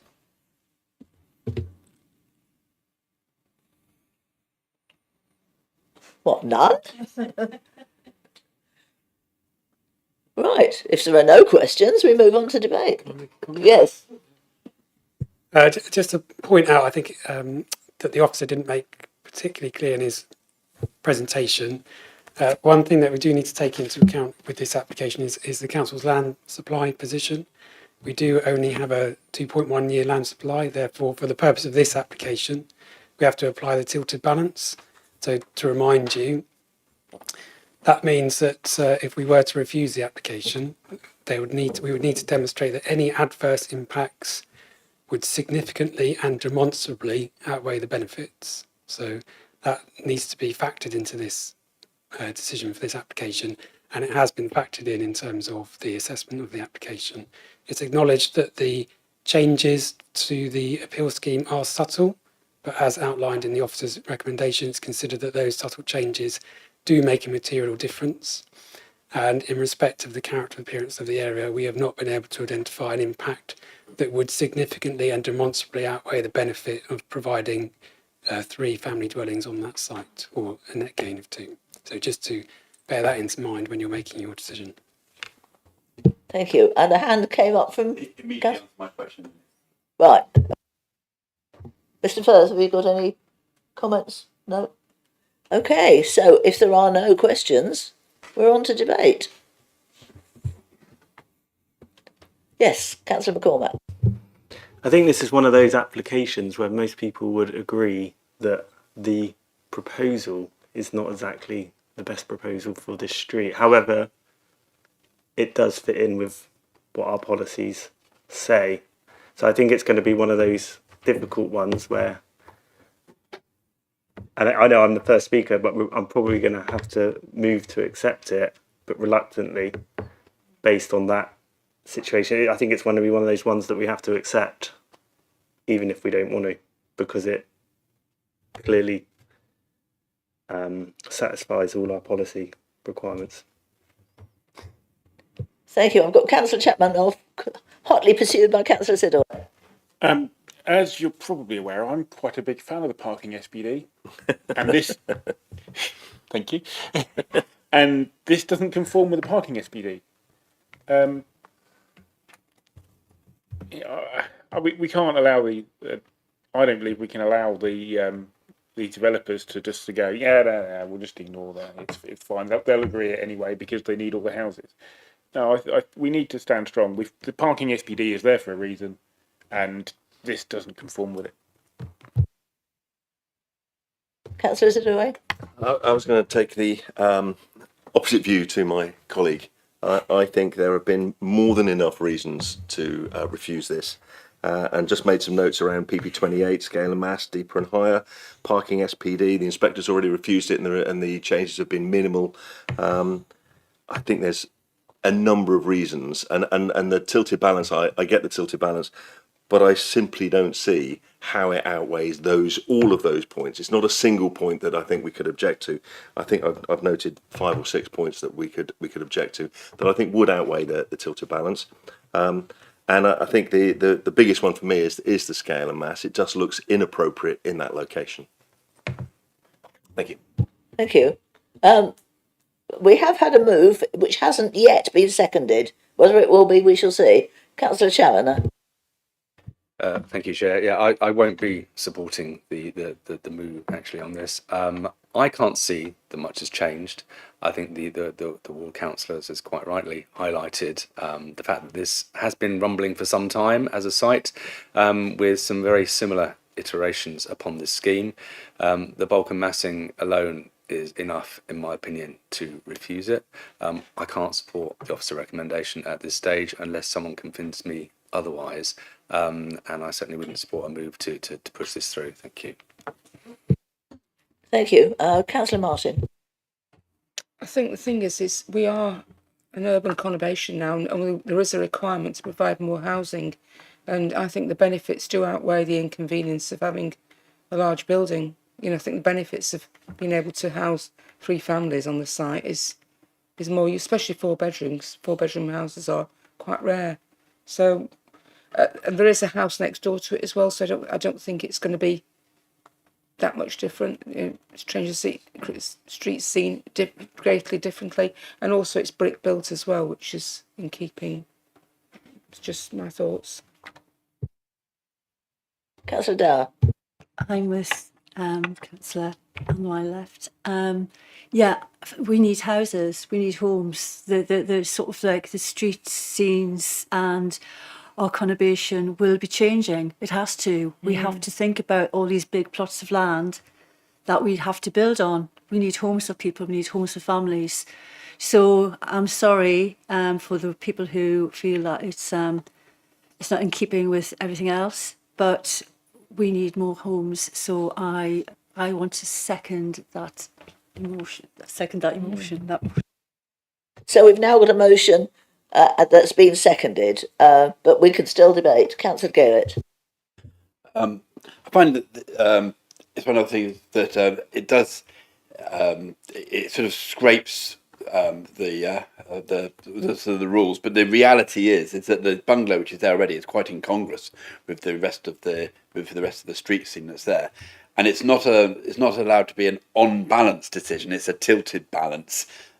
When the if you can overcome the issues that are there as best you can, you are supposed to follow the guidance, and that's the change that I think is in place that hasn't that sort of means that I think reluctantly, I'm afraid, I would have to vote in favour of this.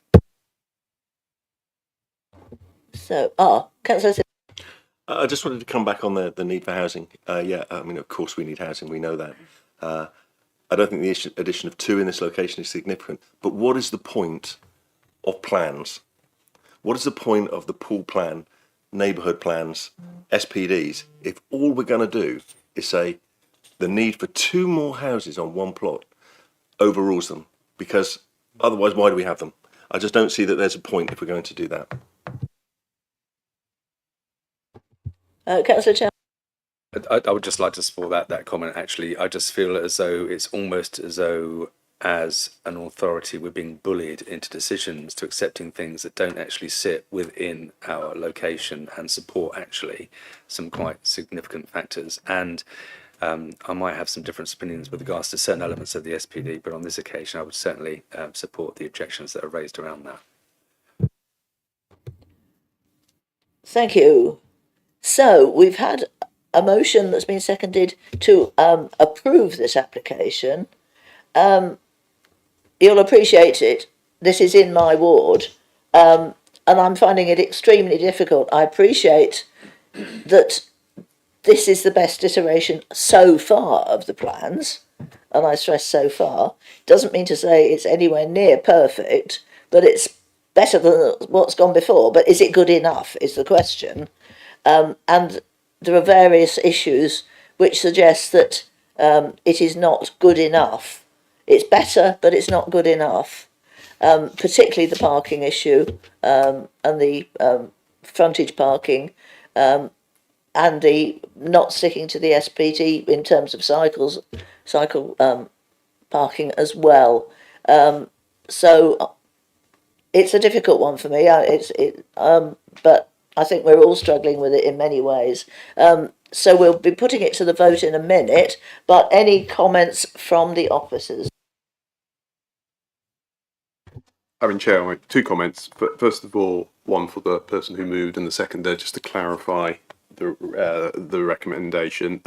Chair, can I draw the mover's attention to the addendum which added 2 further suggestions of conditions in relating to habitat?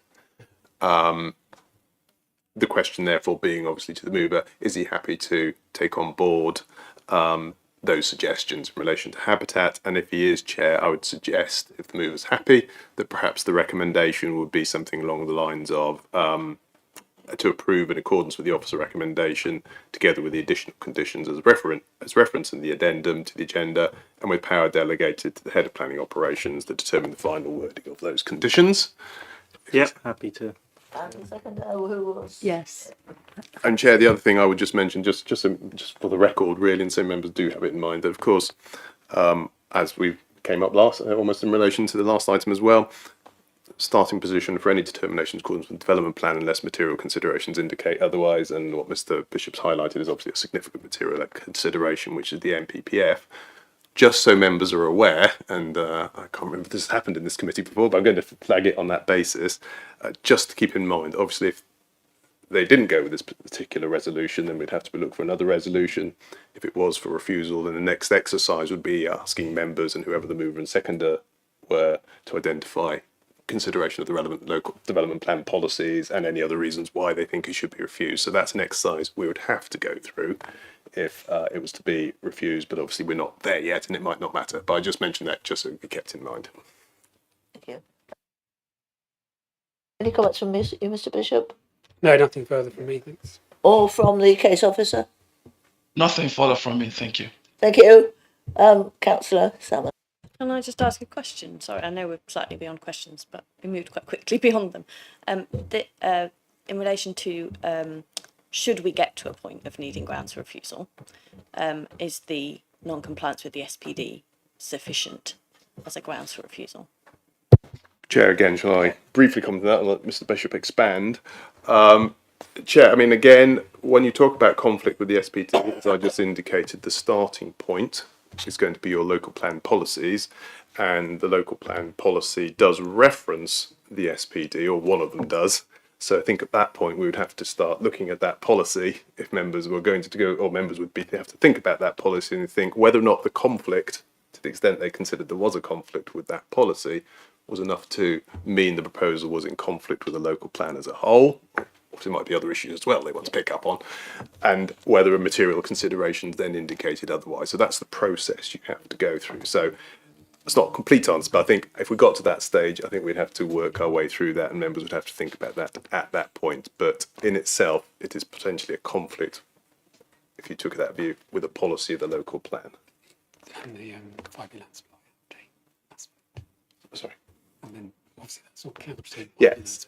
And that's, there's obviously, sorry, Mr. Bishop's referencing that obviously part of considerations of the local plan, and indeed their material considerations, is your housing land supply issue, which you've referenced earlier. So if there's no further comments, we move to the vote. So we have the motions that's been seconded that we accept the officer recommendation to approve with the added conditions and points. Those who wish to approve this application, will you vote in favour now, please?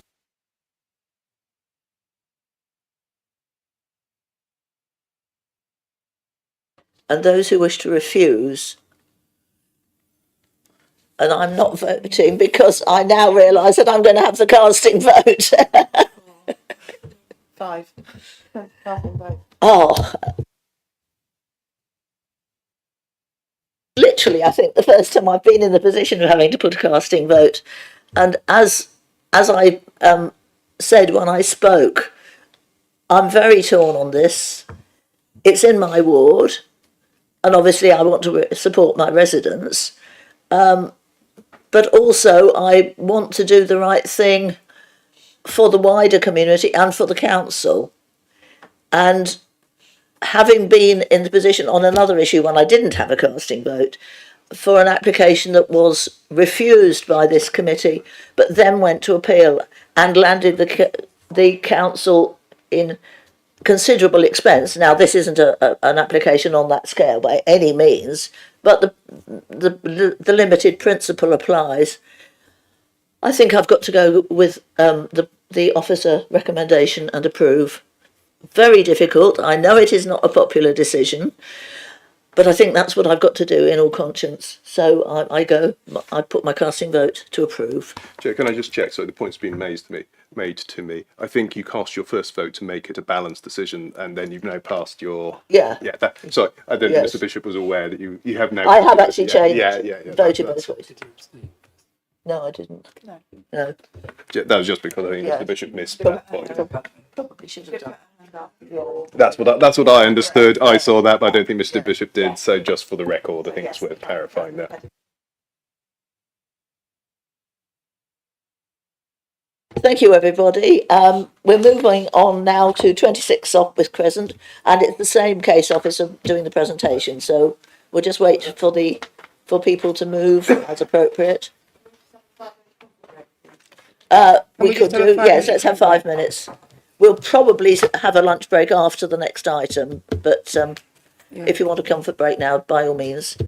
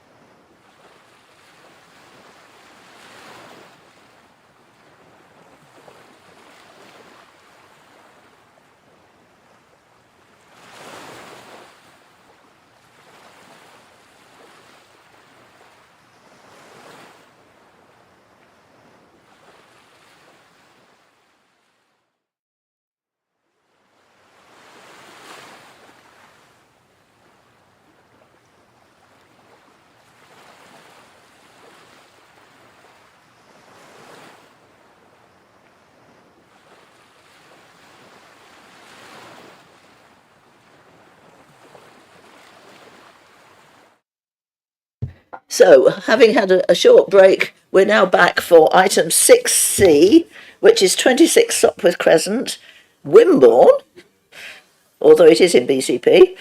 And we have the same presenting officer, Babatunde, who is willing, ready and waiting. So over to you, Babatunde. Thank you very much, Chair. Sorry, can you hear me clearly, please? Yes, I can hear you. Yes. I hope everybody else can. Okay, let's share my screen presentation.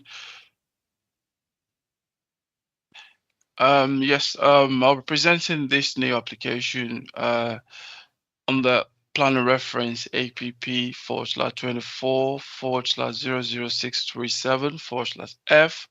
The application relates to the site at number 26, Sopwith Crescent in Wimborne. Currently, there is an existing detached dwelling house within the site. Let me just the application site is this one. And currently also there is a two-story detached dwelling house within it, and it has a garden to the side and a garden to the rear and to the side. I'm just sure. Yeah, this is the site, and there are parking space to the front vehicular access from that point, and also the garden space extends towards this side of the site as well.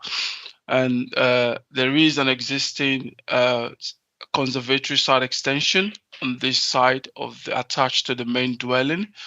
The proposal before us today is to refurbish the existing conservatory to the side of the dwelling house and convert it to a cafe incorporating sitting area within this part of the site. And also there will be pedestrian access through this. The applicant has showed on the application to punch through the existing edge road to create a pedestrian access. And within the front garden space, off-street car parking will be provided. For off-street car parking will be provided, and the site, as you can see, the red line boundary will be subdivided. The outdoor amenity space for the main dwelling will be located towards the rear part of the site on this side. So just to go into the presentation, the proposer is seeking planning permission to replace, apologies for that, to replace the existing site and convert it to show the, this is the existing plan drawing showing the existing site conservatory on that side. And that this is the proposed plan. It will be refurbished with a new roof plan and a canopy extending forward. And this is artistic impression, just showing what's likely the resultant development will look like. And the proposal will make use of the existing building, the proposed changes to the roof, additional fenestration and sitting area within the outdoor space will make the resultant development clearly legible as a separate planning unit. If we look, I just want us to take note of the red line boundary. If we refer back to the planning report, it clearly states that a key concern is the latest the submitted proposed red line boundary location site, where the red line is bordered on all sides by a larger blue line boundary. As a result, the submitted plans give the impression of a mixed-use development.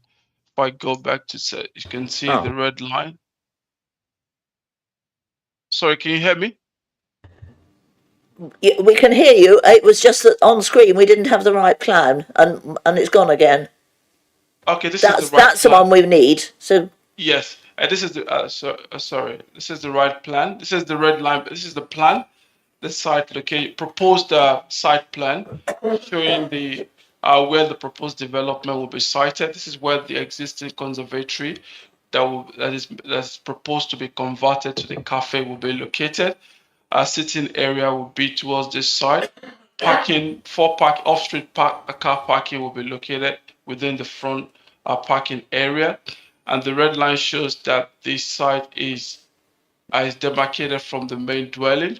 And as you can see, the larger blue line, which shows that it will border the red line boundary on the site. The application I proposed to convert that to a cafe, and based on the proposed development, the officer is of the opinion that this proposed development will be discordant with the existing use of the site, and also the in accordance to PP 22 regarding the retail hierarchy. The proposer also will fail to provide a justifiable reason why a cafe will be located within a predominant residential area, especially within the side garden of this development. The new commercial premises, we have a limited street frontage, and there will be loss of significant section to within the curtilage of number 26. With these discordant features and with the narrow separate pedestrian access onto with a crescent, the new cafe will appear an odd that will significantly disrupt the existing pattern of development in this immediate setting. The development will not be sensitive to the prevailing character of the area in this regard. Given the limited frontage, the limited harm to the area will be relatively localized. The cafe will not be clearly visible from the street scene. Nevertheless, the discordant and cramped development will be apparent close to the site. It will be clearly visible from neighboring properties, and the harmful change will appear considerable when viewed in this immediate setting. The application has been assessed against the relevant local policies and the MPPF. It is therefore recommended that the application be refused on the reasons as stated within the committee planning report. Also, it's important, in addition to that, while the officer acknowledges that there are some very modest economic social and economic benefit to developing a modestly sized cafe shop in this location. However, this benefit will not outweigh the non-compliance of the proposed scheme with the provisions within the policy PP 22, PP 27, and PP 28, which talks about the severance of the plot, and also in accordance to the details within the national planning policy framework. This benefit do not outweigh the harmful impact in respect to the suitability of the location, the character of the area, the amenity of adjoining resident, and more importantly, the highway officers has raised an objection in relation to the provision of on-street parking, which will be insufficient when you look at the proposed mixed-use development within the site. And also, lastly, on matters related to biodiversity net gain, the BCP biodiversity officer has raised an objection in relation to the fact that the applicant has not provided justifiable reason why they have failed to provide submit a report to justify that this application will be below the minimum threshold of 25 square meters. Based on our calculation, the removal of this portion of the site, the punching through the hedgerow, will all amount to loss of vegetation, which will be above 25 square meters. Therefore, the applicant needs to provide more information. But as it stands today, they have provided insufficient information to justify the reason why they consider the proposed development to be below the threshold that should be considered within the biodiversity net gain. Overall, officers concluded that this application should be refused based on the information, the refusal reason as stated within the officer's report. Thank you very much. Thank you. We have various speakers registered. First of all, for the objectors, we have David Moss, who is here, and Janie Mann, who's submitted a written submission, and that will be read by the Democratic Services Officer. So, David Moss.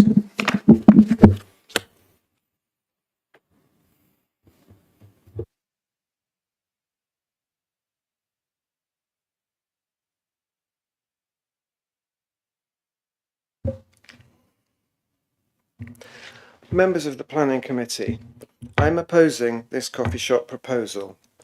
The key points are: this is a quiet residential area and as such is unsuitable for commercial development of a coffee shop.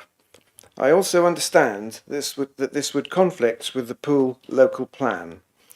The proposed business could generate excessive noise and prevent nearby residents from enjoying the peace and quiet of their gardens and houses. The proposed on-site parking appears to be hard to access down a narrow driveway and with few spaces. The likelihood is that customers would prefer to park in the road, so causing traffic congestion, increased traffic hazards and degradation of the residential environment and appearance of the neighbourhood.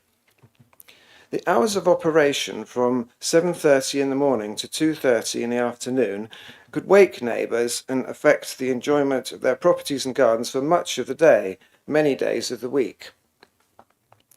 With the outside seating as shown on the plan, customers such as groups of parents and children socialising and playing would be likely to generate considerable noise that would affect neighbours. Also, there does not appear to be any means of restricting customers to the commercial areas shown on the plan, such as away from the boundary. Customers will be likely to park in the cul-de-sac leading to the local shops, as churchgoers do now during services on Sunday mornings. When this cul-de-sac is parked up on both sides, restricting sight lines, it restricts to a single lane. Together with the nearby road junction and the blind bend, this can make reversing out of driveways difficult. If this were a regular occurrence, this could reduce highway safety. While I sympathise with those who would like the benefit of a coffee shop, I believe that this residential setting is not the correct location for it, and it should not be to the detriment of nearby residents in the local community. Can I also ask the committee to establish whether the replacement roof on side extension has already been completed, which is part of the title of the proposal? In summary, I agree with the Planning Department's recommendation to refuse permission. However, should the committee decide to approve it, I would suggest adding conditions such as regarding hours of use. Thank you very much. And there is 2.5 minutes left for the written submission. Do you want to turn that mic? Yeah, how do I do that?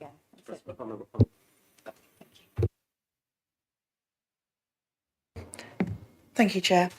So this is a written statement from Janie Mahan. So, objection to Planning Committee at planning application at 26 Sopwith Crescent. I own 28th Sopwith Crescent, which shares the side and rear boundaries with the applicant's property. The proposed new pedestrian access is onto part of Sopwith Crescent, which comprises of traditional bungalows where a high proportion of the residents are retired and at home more in the day, enjoying spending time in their gardens in good weather. Noise from customers in the coffee shop garden and increased pedestrian and vehicle traffic would negatively impact the quiet enjoyment of their amenities. There are already parking issues in the pedestrian access section of Sopwith Crescent. Cars park on this section of road every day and park right up to the junction. Cars frequently park on both sides of the road, leaving only a single vehicle width to get cars or deliveries to or from the Merley community shops, also making it difficult for residents to get out of their own driveways. On occasion, cars have parked partway across my drive entrance. Vehicle traffic for a coffee shop at this location would exacerbate these issues, making the road extremely unsafe. There is insufficient parking on site and not enough space for turning a vehicle on site. I note that the bulk of the comments in support of the application are from people who live at sufficient distance from 26 Sopwith Crescent to need to use a car and visit that in most cases there are existing coffee shops closer to their homes. The local shop already provides takeaway coffee facilities from 5 a.m. onwards, and the Willett Arms, a 10-minute walk, serves coffee from 11 a.m. The coffee garden would be visible through pedestrian access and is utterly contrary to the nature of the residential area. Roof extension of the outside seating is within 1 metre of my boundary. The red line has now reduced the official garden area for the coffee shop, but there is no fence to stop children playing on the grass.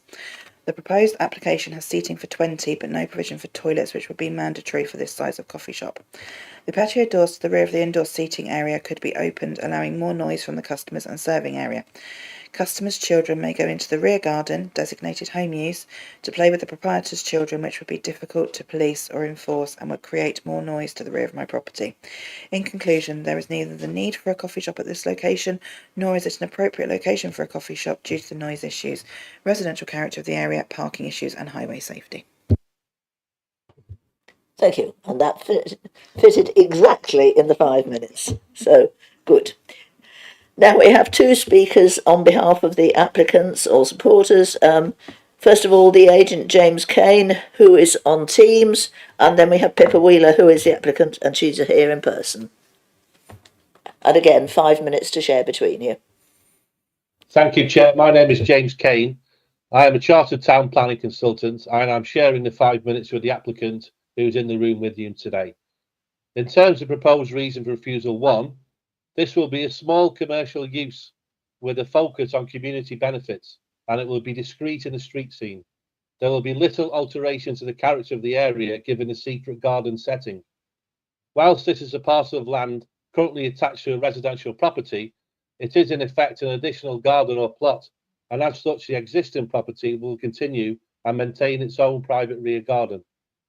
In terms of noise and disturbance, the contiguous boundary with the neighbour to the south has been reduced from the previous application, see the red line plan.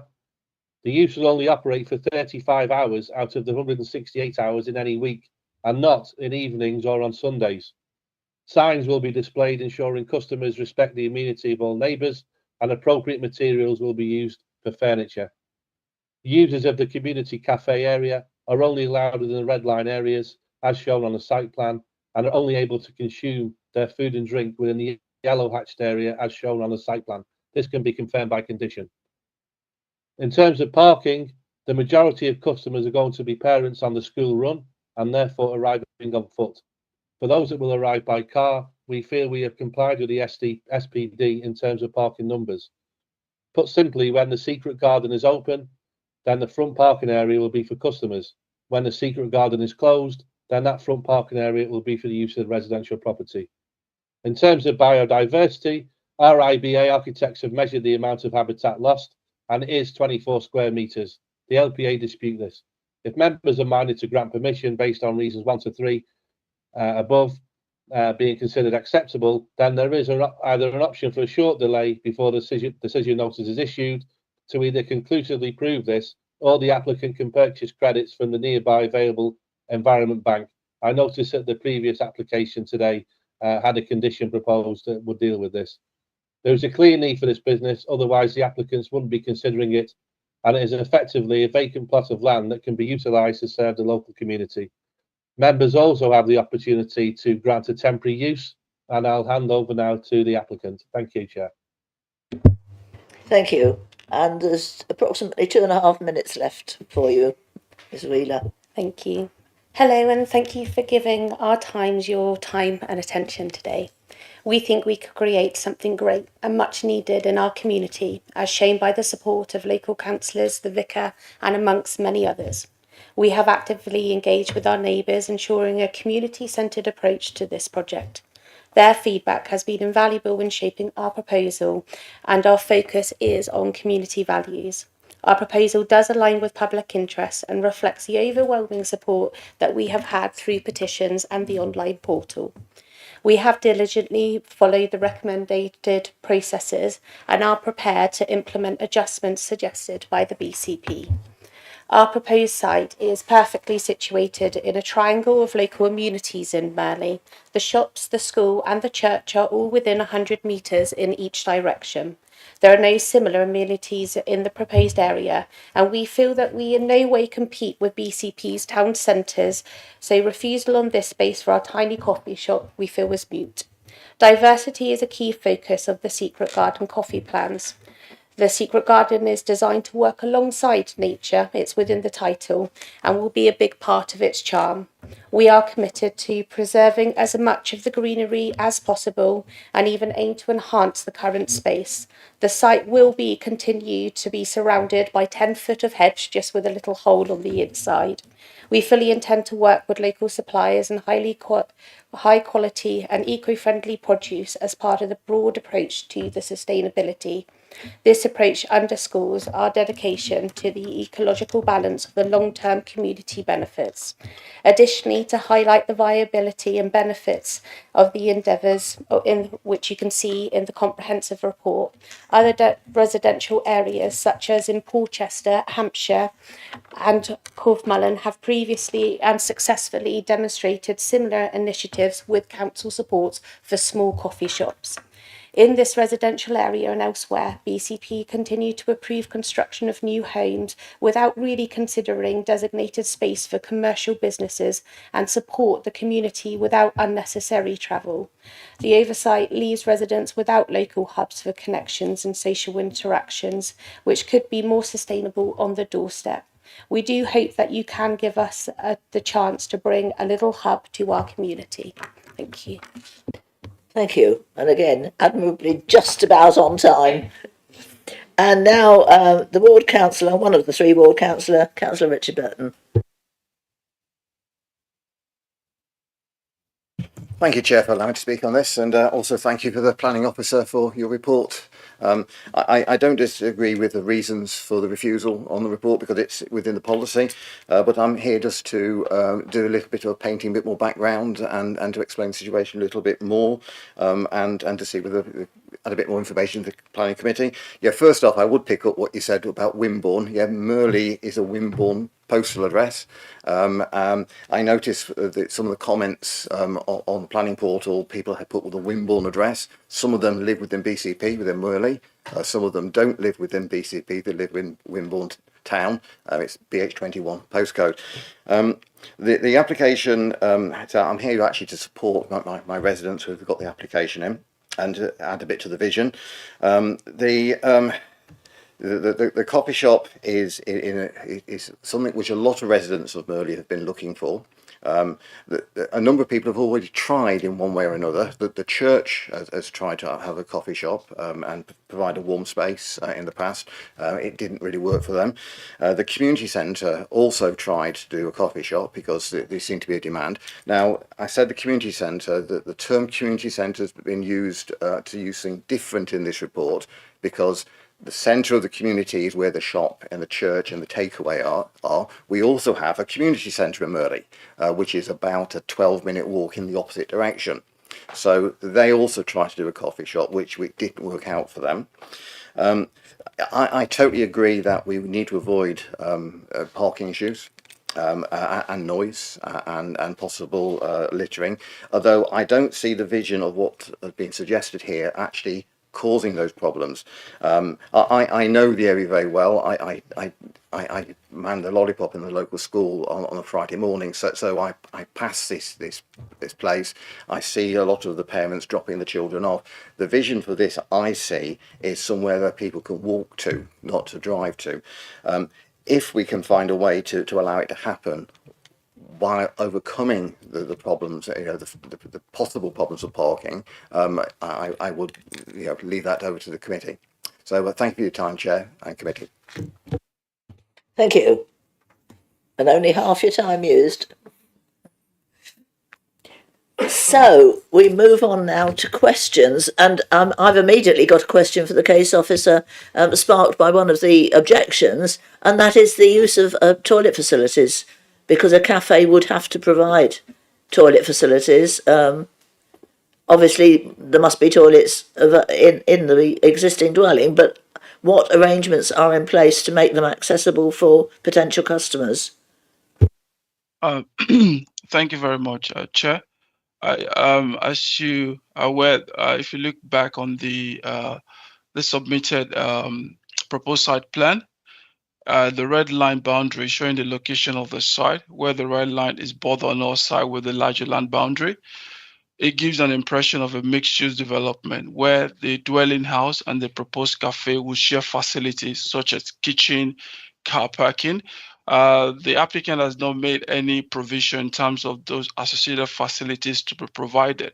The assumption is that those facilities will be shared with the main dwelling. And this suggests that a development proposed cannot function within its red line boundary without relying on facilities outside of it. And therefore, the planning department consider this, apart from the in principle objection, consider that the development does not have the enough site plan to enough space and facilities to implement what has been proposed here. I hope that answers your question. Thank you. Is it possible to show us a floor plan of the current bungalow to indicate where potential customers would, how they would get to any toilet facilities? Okay, one second, I'll share my screen.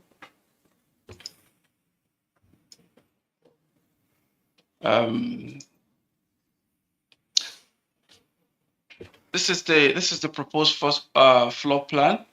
There's not been any. If you look at the floor plan, this is the conservatory area. There's no direct access from. I think there's an access from here, from the open space here into the kitchen area. And I assume that whoever wants to use the facility will just go through into the main dwelling and come across this way into the facility provided. Yeah, but there is no direct access between the conservatory into the toilet area provided within the house. Thank you. Any other questions from committee members? Yes, Councillor McCormack. It's more on the wording of the planning policy, mainly on the wording that says that seek to direct retail and commercial leisure activities. Now that, to me, is not an absolute, because you're seeking to direct. Is my interpretation of that correct? As in, we're only mean to direct them to that. It's not saying we definitely have to direct them to retail and commercial leisure activities. I was just wondering if we could get some advice on that wording specifically. Yeah, I can. So the policy follows a hierarchy. So obviously we have a plan-led approach in this country to planning. So we have a policy related to town centre uses in the interest of vitality and viability of those town centres and district centres. We require these uses to be directed to there in the first instance. So the word is direct because it allows an applicant to locate that use somewhere else if they can demonstrate that there isn't sufficient suitable or available space in accordance with that hierarchy. So it's not an absolute, as in it has to be located in that town centre, but it is directed there unless they can demonstrate that there is no suitable available land which could carry out that function within the identified search area.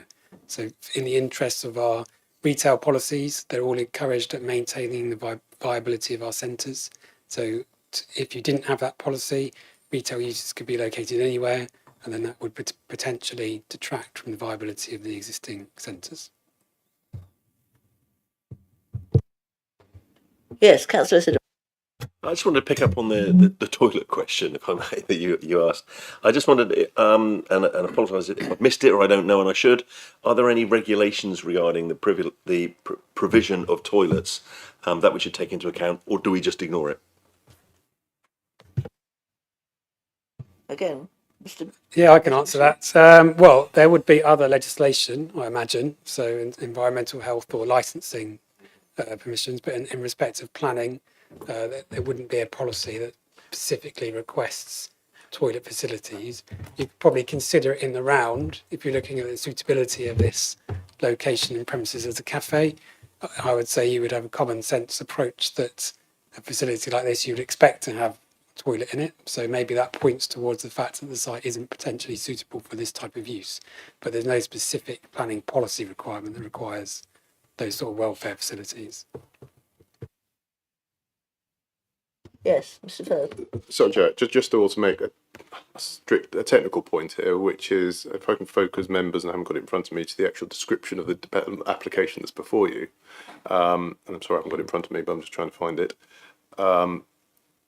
This is an application for. As I try and find it, sorry, my screen's just having to bounce off it, and I'm just trying to relocate it.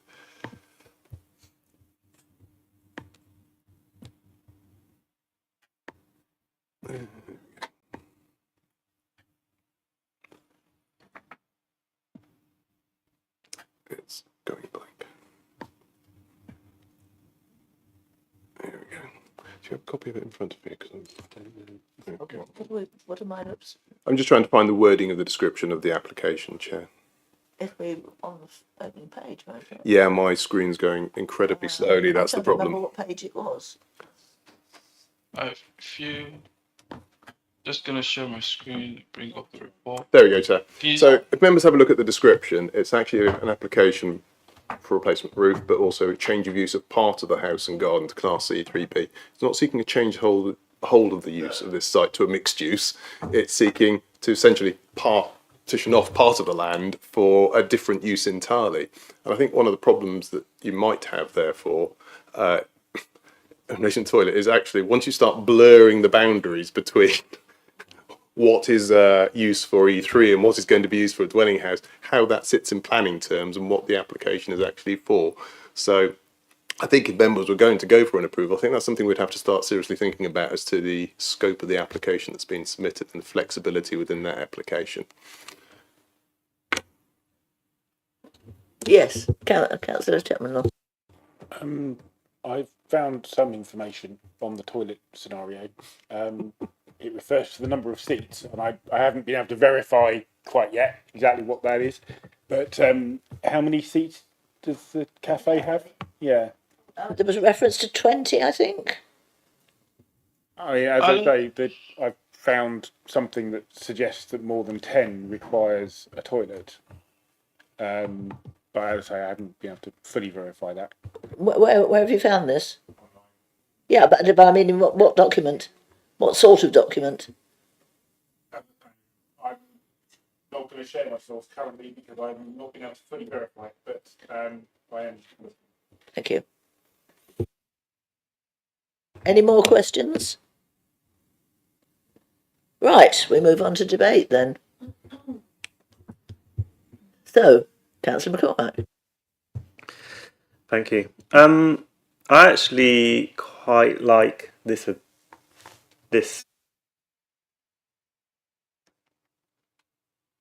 ingenuity on putting this in this location. I do agree that there is obviously some hurdles to overcome, which have clearly been put out in the officer's report. But when I'm looking at the recommendation to refusal, and that's why I asked that question over to seek direct to retail, the first reason to me is not really that strong because we're only seeking to direct them. It's not an absolute. We're not saying it has to be there. So that in itself, I'm not entirely sure could be a strong reason for refusal. And the second one, the function and nature of the proposals in this location. There's 20 people written in saying they like it. So again, it's kind of an opinion which is obviously not being agreed with within that community in that location. What I would say though is that there clearly is some things that need to be figured out, and I'm not going to move it yet, but what I probably would like to move is whether we postpone this item and put it on a future agenda until the applicant can figure out some of these things, like point 4 on the officer's recommendation for refusal about the BNG and things like that. So, because I feel like some of these issues could be resolved if the applicant had time and they were willing to resolve them. Does that make sense? So, just for clarification, sorry, Councillor, can you just clarify which policy of the local plan you're reading out, just so we can have a quick check of that. I think it might be PP22, but I'm not sure, and I'm not sure which I bit think you're it is extracting it from. It is PP22. I'm extracting it from the officer's recommendation at part 108, 109 in the document. That seek to direct retail, commercial, leisure and activities. Just to be clear. Can I just clarify on that? The reason why I question some of the wording is because we've had issues in the past, and I'm sure the chair will remember, with the pool local plan and wording around specific policies. And, you know, if the pool local plan, when they were writing it, if they didn't want cafes out in their community, they should have made that an absolute and not put some flexibility into that definition. Joe, I should clarify. I just wanted clarification because we can then look at we can look at the policy now, and obviously Mr. Bishop can now express a view on it. So I think it's a very valid point to make, and I think we just want to clarify the situation. Yeah, okay, I accept that. I mean, there is some nuance in the wording. I'm not a lawyer, but in the sense of these retail policies are very standard. You'll find them the same across the country. We do adopt a town centre first approach. So policy PP22, I've got the wording in front of me. So it says the council adopts a town centre first approach. New proposals for retail or other main town centre uses, which this would be, should be located in Poole Town Centre, district centres, local centres and neighbourhood parades in accordance with the retail hierarchy. Outside of these areas, proposals for bulky goods should be located in retail parks. So then it goes on, bullet point 4 is outside of designated boundaries and allocations, which this is. New retail development and main town centre uses will only be permitted where the proposal satisfies the sequential tests for retail and leisure schemes. So it doesn't satisfy any of the bullet points in that policy. So I think the wording in the officer's report is it's not copying verbatim, it's a commentary, it's saying, so it's true to say that they are directed, but they are directed there because the policy requires it, basically. Okay, thank you very much. That clarifies that. Councillor Challenge. Thank you, Chair. Whilst I would support people's initiative and endeavour to be entrepreneurial, I'm not sure that bolting a cafe onto the side of the house really kind of falls within that. And I think the officer comments with regards to the retail hierarchy is quite key in this location. There are locations not that far away where people can get their coffee if they particularly want one.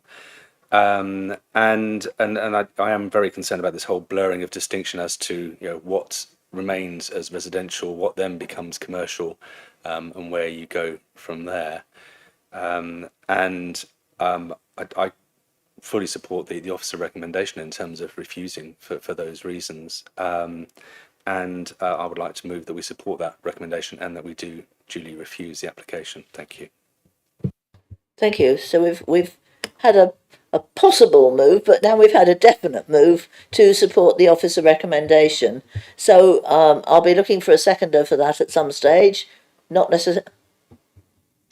Councillor McCormack. Yeah, as much as I like this application, I'm going to have to second that because the policies just don't allow for this under the current pool local plan and other bits and pieces. I would have really liked to have seen this go ahead, but it's one of those ones again, similar to the last application, where the policy just doesn't support this sort of development in this location and this type. So. Thank you. Councillor Martin.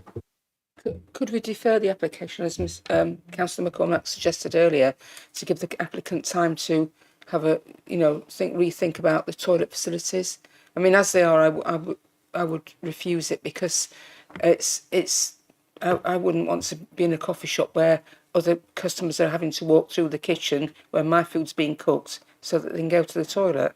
And also it's making it very insecure as well for the applicant. If she's got, I wouldn't want people going through my house into the main building of the house. Those lines are blurred. It's quite risky. But probably she could probably work something out where they can get to the toilet through the garage or something. That would, that would be probably more acceptable. But just give her a bit more time, defer it. That would be my thoughts. Yeah, I believe this application was going to come to committee some time ago, before Christmas, and it didn't. I'm not quite sure the reasons why it didn't, but in that sense, they have had extra time. So, any more comments? I'll put my two pennies. Chair, I don't know if you want the officer to just clarify that point, because he's obviously here. Yes, I'm not sure whether he was the case officer then, but if he can clarify that point. Yes. Yes. Yeah, I was the case officer then, and the fact I think the key thing about this application is the fact that the development does not have enough land to implement the proposed development. The principal objection on one side, like previously highlighted, that they have to the facilities they have to rely on facility outside their boundary line. For instance, should the application they have to rely on facility outside, like you mentioned, the kitchen, the parking spaces, the toilet facilities. So I do not see how these issues if we defy, I don't see how they can be rectified within the plot that is available. Thank you. Councillor Dower. I really love this. I think it's a great idea, but practically speaking, I don't think it would work. It sounds like as part of the presentation there's been other people, businesses or charities in the local area that have tried to do coffee shops, etc., and they haven't worked for whatever reason. This place is in quite close proximity to those, and I just don't think with the whole plan around the lack of toilet facilities, where it's sort of like bolted onto the end of the house, I just think it would meet a need, but practically speaking, I don't think it would work. So I would be going with the officer's recommendation. I agree. I mean, there's policy issues that it doesn't fit with policy, but there's also sheer practicalities, and I can't see, as Councillor Dow has just said, how the sharing of facilities and going through part of a residential bungalow or house to get to the toilets or whatever they've got to. It's open to all sorts of abuse, frankly. I mean, if someone was minded to go and, raid the bedrooms or something, it's the practicalities. Are rooms going to have to be locked off? It seems to me this is a very good idea in theory, but it just hasn't been worked out fully in practice. And the other point that Councillor Dowers raised was my concern is other people have recently tried to run a community cafe or a local cafe very close by, and they haven't worked. And we don't know the reasons they haven't worked, but it might suggest that actually there isn't the demand that the applicant is perceiving. I really don't know, but my instinct is to go with the officer recommendation to refuse. Councillor Sidaway and then Councillor Chapman-Law. Like all of us, I think I'm a bit torn. I'd like to support it. I think a lot of what's just been said, I'm afraid, I don't think counts. I don't think we care what their business plan is. That's not our job. I don't think the toilets, I asked the question, if we can't find a rule or regulation that they're in breach of, we might think it's not very nice, but I don't think we can use it. So I think all of that sort of makes sense to us. Doesn't sort of seem like a planning reason. We only have the planning reason that's outlined in here, and knowing this location reasonably well, and I get the continuity test, but I think that it is something that we should look at the continuity test and say there is a location here that would benefit from something potentially. I'm not saying it definitely would. I don't care whether it would really, because that's what we said. The business plan is not our problem. But so the continuity test shouldn't be, in my opinion, the end of the line. You should get to the end and say, yes, but there's another bit that says somewhere else there is potentially a requirement. Someone's put something forward. They think it's a requirement. And I think we should be able to add that onto the end of it, just because they're not in a local high street or whatever. I think that should be something we should be able to do, and I don't know whether we can. Otherwise, we're wasting our time. The bit that probably concerns me more about it is the questions of parking. I have something in my ward where parking was provided in a similar way, and nobody uses it. They all park on the streets, and it's a nightmare, and there's nothing you can do about it. But I don't think that's a reason why you could object to it, because they are providing the parking, unless there was something condition we could do for residents parking around the edge or something like that. But I would very much like to support it, but I'm still listening to the discussions to see how we can find a way to. Thank you. And Councillor Chapman. Much like everybody else, love it, love the idea, but again, it's that whole kind of being tapped onto a residential property with limited facilities. Everything I'm seeing online is suggesting if it's got more than 10 seats, it needs toilets.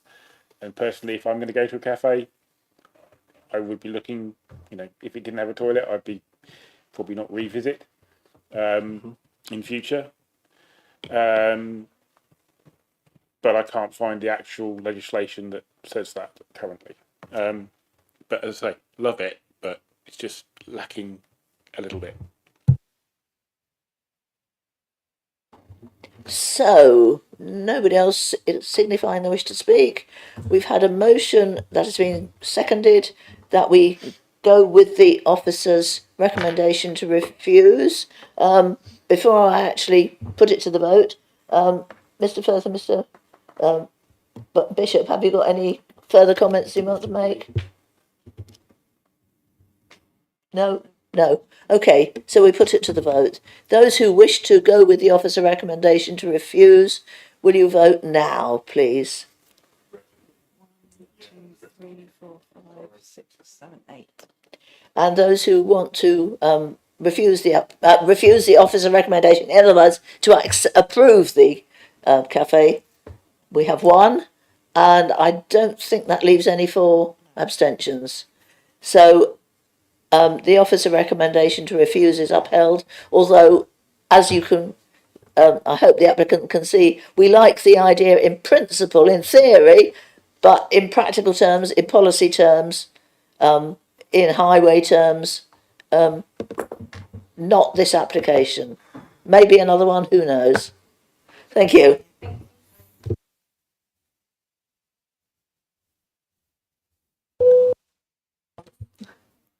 So, I forgot to mention at the start that, in fact, Councillor Gillett had left us. We knew he could only stay for a limited time. He was substituting for an absent councillor, so the fact he came at all was actually a bonus. It is now just about, it's 1:45, so I'm intending to take a lunch break now till 1:30. Okay, we reconvene at 1:30. Thank you.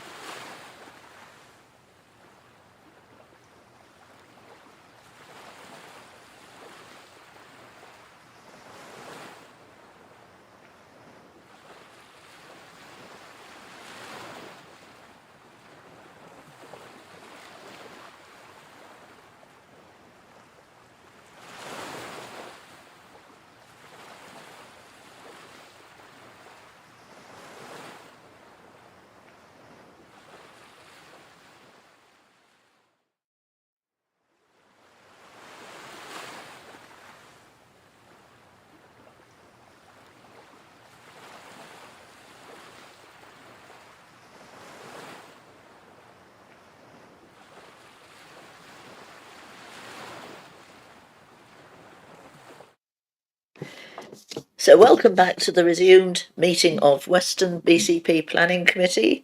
We're now on item 6D, which is Siemens PLC, Soapers Lane Pool, and the presenting officer is Francis Summers.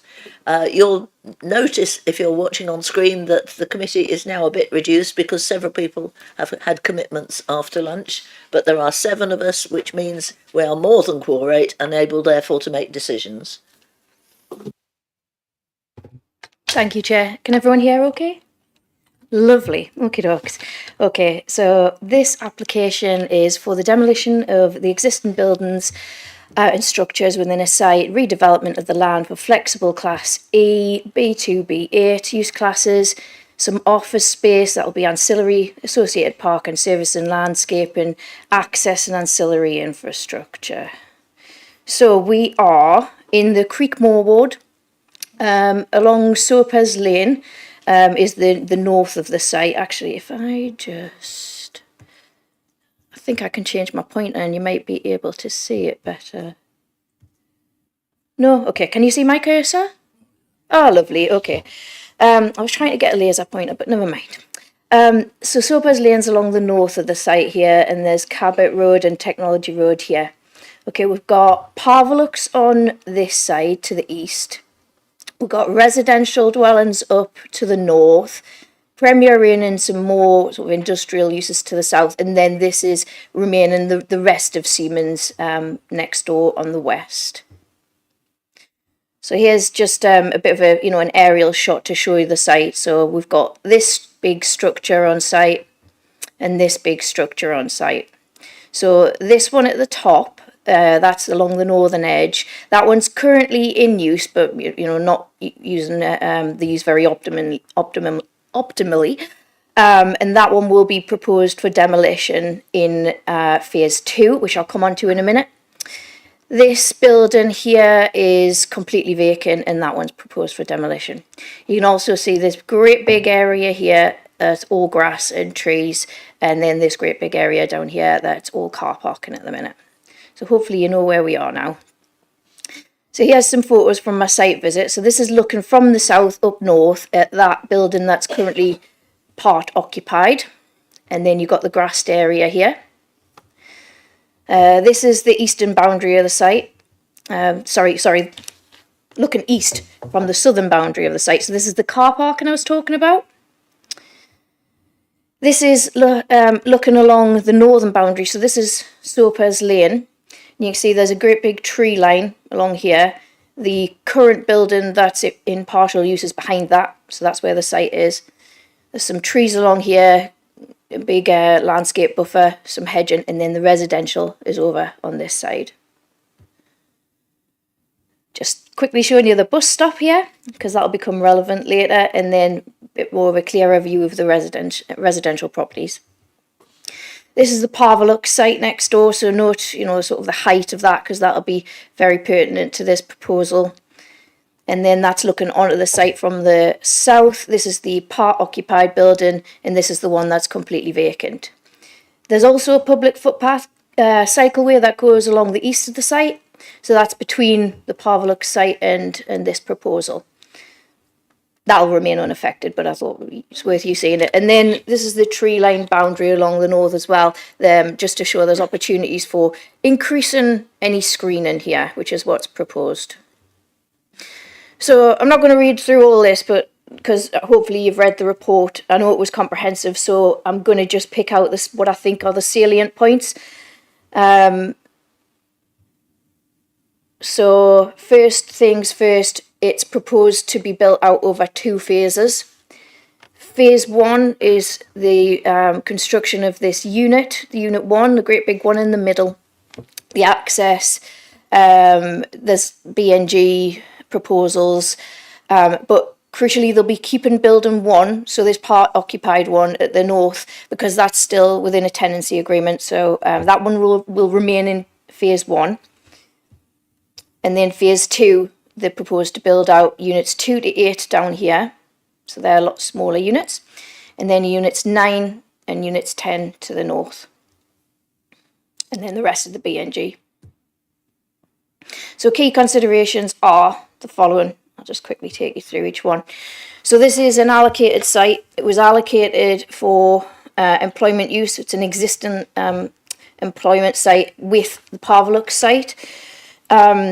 Obviously, PP2 within the local plan sets out a strategy to create new employment sites, but also intensify our existing employment sites. And paragraph 7.18 recognises that there will undoubtedly be new opportunities arising from intensification of existing sites and subsequent creation of jobs. Use classes that include research and development, light industrial, general industrial, storage, distribution uses are crucial to meeting the job growth. And this plan also aims to improve engineering and manufacturing jobs in the plan area. So that's why we think this proposal is in accordance with PP2.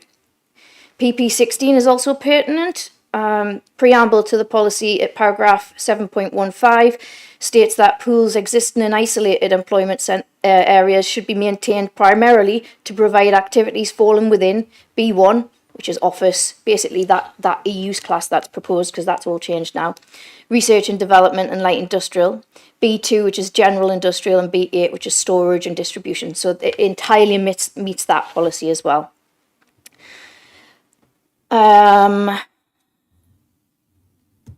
Design. So to the north, obviously, there's some residential properties, but there's, considering this is an allocated employment area, on that opposite side of the road, the side of the road in which we're talking, there's industrial uses all the way along there. What you will notice, and you'll probably notice from the photos, is there's a lot of screening through that tree line, and obviously this is retaining that as much as possible and actually then bolstering it a little bit more. To the south, again, it's a very much an industrial employment-based uses in the vicinity, so we feel that the proposal would be in keeping with that. The height of the building, the proposal is very similar to Parvalux and very similar to what's there on site. The separation distance, you'll have noticed within my report, is between 36 and 55 metres between the northernmost units and the nearest residential properties. So that's more than satisfactory, wouldn't cause any undue overlooking, particularly with the screening that's provided by the trees. So that's why I've reached that conclusion. So in terms of noise, you might have picked up on this, there might be equipment on site, you know, with this kind of use that would result in some harm to the neighbours. So that's why we've suggested that high acoustic fence. So it's a 3 metre high fence to the northern boundary, so to protect those residential uses.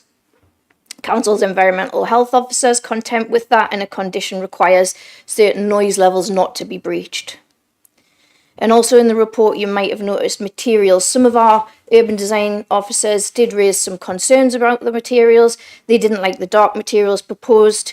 They feel that they dominate the site. And I'm just going to flick on to show you. This is a CGI of it, and this is why I don't think that that's too much of an issue. There's a bit dark, cladding here, but predominantly I feel that it's actually quite light colours that are being used. And I do like the difference of the colours because I find it provides articulation and breaks up the massing of the buildings. So that's why I've gone against, what urban design said. So just a quick run through the elevations, 3 stories, like I say, articulated with different materials and colours. That's for Unit 1. The floor plan. I can come back to these if you want to see them in more detail, but I don't want to take up too much time in the presentation with them. So 2 to 4, so they're the smaller ones down the bottom. 5 to 8, again, they're the smaller ones down at the bottom. And that's Unit 9. So mid kind of size industrial unit to the north, and then 10 similarly mid-size unit to the north and boundary as well. Solar PVs proposed for all over the roofs, and there's air source heat pumps as well. So moving on to highways, we have no objection from highways, subject to some conditions and obligations. For instance, they're going to provide changing rooms and lockers, which will enable that more sustainable travel. There's a footpath that will connect Soapers Lane into the site. So, you know, that bus stop I showed you on the photos before, people will be able to get from the bus stop straight into the site rather than having to walk all the way down that path or around to get into the other end by Technology Road. So collections towards the super bus stop and collections towards monitoring a travel plan are proposed in terms of highways. Trees, we have objections from trees due to the loss of 7 that are TPO'd. So the TPO in question is down that western boundary where the yard will be for Unit 1. And the TPO was put in place to screen between this site and the Siemens site next door. Now, the reason I'm not, I'm not agreeing with this objection is because screening between one industrial use and another industrial use to me is not too much of an issue. And besides, they are going to be planting a lot more other trees as well. Ecology do have issues over the success rate of the trees, but what we are proposing is a HMMP condition, which is a habitat management and monitoring plan, and that's to support the BNG as well, the biodiversity net gain, and that will have to set out how they can make these successful. And basically they've got 30 years in which to get them to the condition that they're telling us that they're going to be getting to, as per BNG. So the monitoring fees for this BNG, so they will send us in their monitoring reports, but we also have to look at the monitoring reports and obviously check that they're correct and help them with any kind of iterations that they need to make. So we need monitoring fees to do that, and that'll be secured by Section 106. Like I say, a HMMP and a LEMP condition will secure those habitats, their maintenance and the monitoring for 30 years. So we did have an original objection from Ecology that they were worried about phase 1 coming forward and then phase 2 not coming forward, and they were worried that the amount of BNG provided in phase 1 was not going to be enough, and then what do we do in that instance? So after talking to the agent and the applicants, we've agreed that 50% of the on-site BNG will be delivered in phase 1. So that is in the addendum, and that comes forward in the phase and condition, as well as the HMMP, which will need to be tweaked following those conversations. So we feel that that's partially resolved. So yeah, just to the planning balance then, obviously there's the disbenefit of the loss of 7 TPOs, trees, and the questioning from my ecologists over the BNG, but I feel the benefits, these huge economic benefits, the social benefits from the job creation, which, by the way, there'll be it's a net gain of, I think it was 300 jobs on site. The economy impacts and benefits from the construction phase, but also the operational phase of this, make a much better use and efficient use of land on this site. It's a proposed allocation in the emerging local plan. It's an existing allocation in this local plan. It's providing sustainable benefits. It's in a sustainable location, and there's highways benefits. Hence my recommendation to approve, subject to the completion of a Section 106 by that I need to work with the head of planning on. But there's also, as I've mentioned, conditions that are going to need tweaked as well. So it would also be subject to tweaking those conditions. Thank you. You caught me at that, but I didn't expect that. Right, thank you very much, Francis. We have one speaker registered, and that is on behalf of the applicant, Jeremy Sharland. So you have 5 minutes.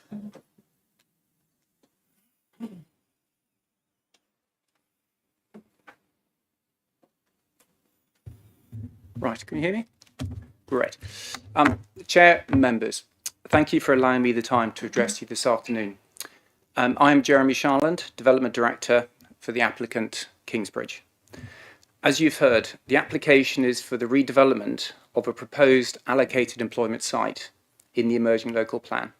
At present, the site houses 2 dated office buildings with poor sustainability credentials, which are no longer fit for purpose. One of these buildings is vacant, and the other building is only part occupied, and the southern part of the site accommodates a large surface car park. The proposed development would bring the entire site back into full economic use by providing modern, highly sustainable employment space to replace office buildings which are at the end of their economic life. Significantly, the proposed scheme enables a major established local employer to relocate to more modern premises in the town, safeguarding 240 highly skilled engineering jobs in Poole. IMI Thompson Valves has occupied a nearby property at Ballina Close in Creekmore for 60 years. This existing IMI facility comprises old buildings, provides poor quality space, which is no longer fit for purpose, and offers no space for growth. Between 2021 and 2024, IMI's headcount at Ballina Close has grown from 180 to 240, with further expansion planned. IMI's existing supply chain includes approximately 100 local companies, with an annual expenditure to these businesses of approximately £2 million per year. The proposed Soapers Lane development will allow IMI to create a centre of engineering excellence in a world-class environment, provide the expansion space that the business needs, and it will also allow IMI to meet its decarbonisation objectives and commitments to a more sustainable way of working. IMI is highly committed to the local community, and the business wants to continue to be part of Poole's long-term future. IMI have a critical need for a new facility ready for occupation in early 2026, and due to the lack of suitable alternative premises in the BCP boundaries, if planning permission is delayed or refused, they will need to consider alternative locations outside the BCP area. IMI have specific requirements for the size and configuration of their new facility.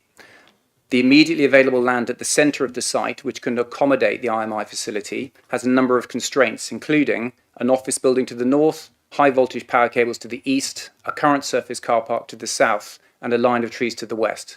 It is these constraints which have determined the design of the scheme. At Kingsbridge, we aim for our schemes to make a positive contribution to the environment they are in. We're proud that the scheme will deliver a net increase of 123 trees. However, you will note that the scheme does require the removal of 7 TPO trees. As we've heard, the TPO is not to protect individual trees of high ecological value, the existing trees being of poor and moderate quality, but it was due to the positive contribution to the visual amenity of the area by providing a green backdrop that softens the built environment in an industrial setting. We have worked closely with the BCP officers to minimise as far as is possible the impact of the IMI facility upon this line of trees, reducing the extent of the vehicle yard as far as possible, while still providing enough space for the occupier's operational needs and for safe HGV circulation. It is still necessary to remove 7 of the TPO trees, but we will plant a new group of trees on this boundary in phase 1, along with native hedging. This will substantially enhance the boundary screening and will soften the built environment to meet the objectives of the TPO. As a business, Kingsbridge is committed to deliver maximum BNG upon the development sites, but we do acknowledge that due to the existing constraints at Soapers Lane, it is necessary to deliver some of the BNG off-site. The proposed development delivers the mandatory 10% BNG, and we and your officers have worked hard to ensure as on-site provision will be maximised. The site is to be developed, as we've heard, in 2 phases, the second phase providing a further 9 new highly sustainable business units for companies who could deliver a further 180 jobs on the site. Kingsbridge endeavours to maximise sustainability at the site, and all buildings will be delivered to BREEAM Excellent and EPCA ratings. In conclusion, the proposed scheme has been carefully considered to bring strategic site back into full economic use by replacing existing redundant, underutilised office buildings and underutilised land with 10 much-needed modern sustainable building. As we've heard, the net job increase on the site is likely to be in the order of 300 jobs. The application was a product of much hard work for the Council's professional team, professional officers and Kingsbridge and our advisors to protect the biodiversity as well as managing and bringing economic benefits. We respectfully request the committee supports your officer's recommendation to approve the application today. Thank you. Thank you. Spot on for time. Good. Thank you.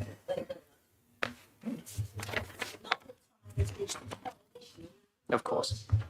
Thank you. Turn this off.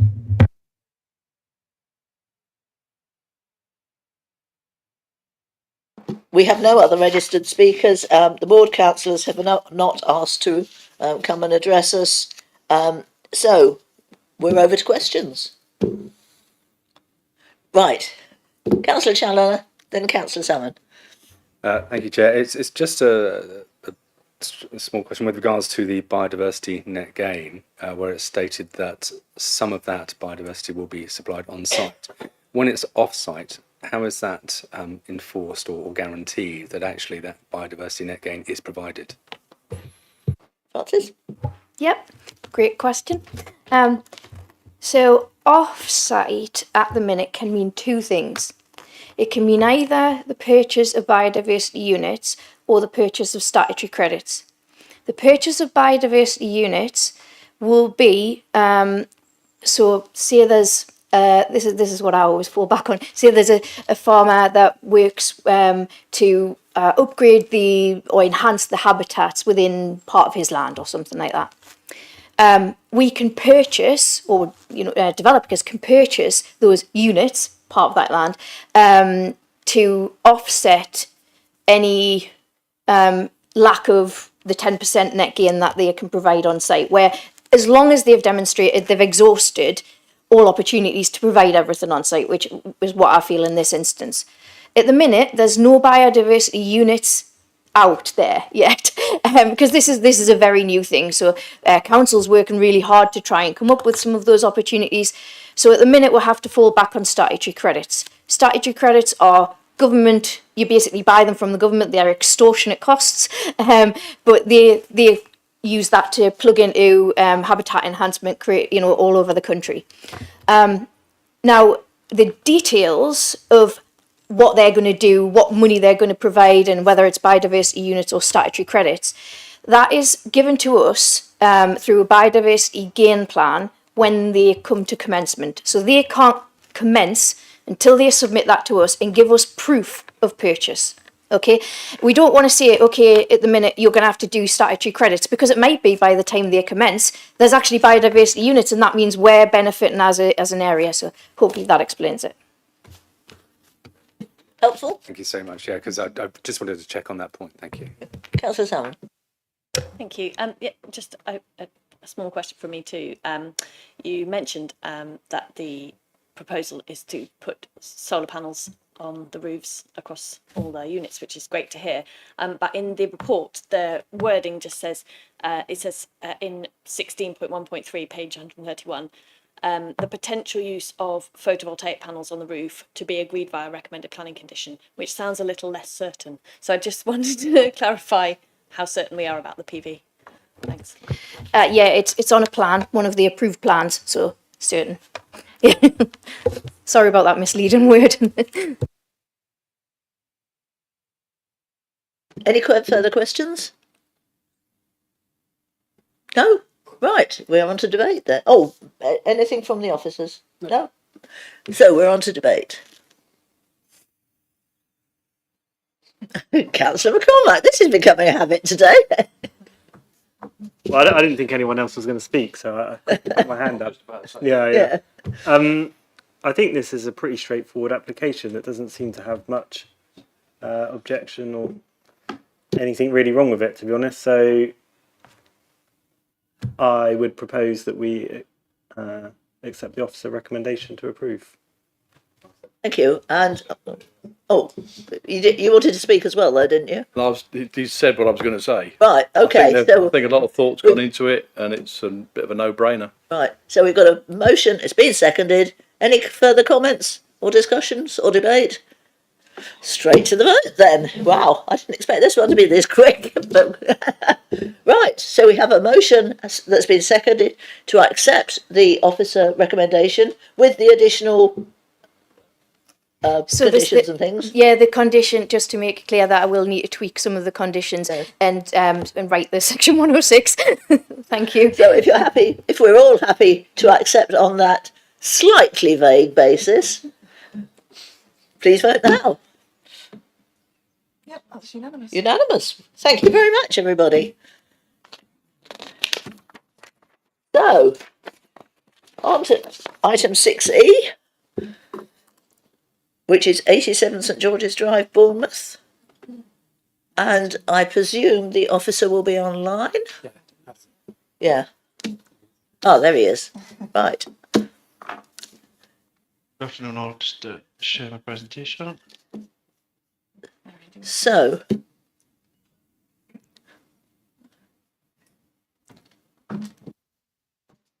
Adam, we can see your presentation. Can you speak to us now, please? Of course. Good afternoon, members. Sorry, just set up.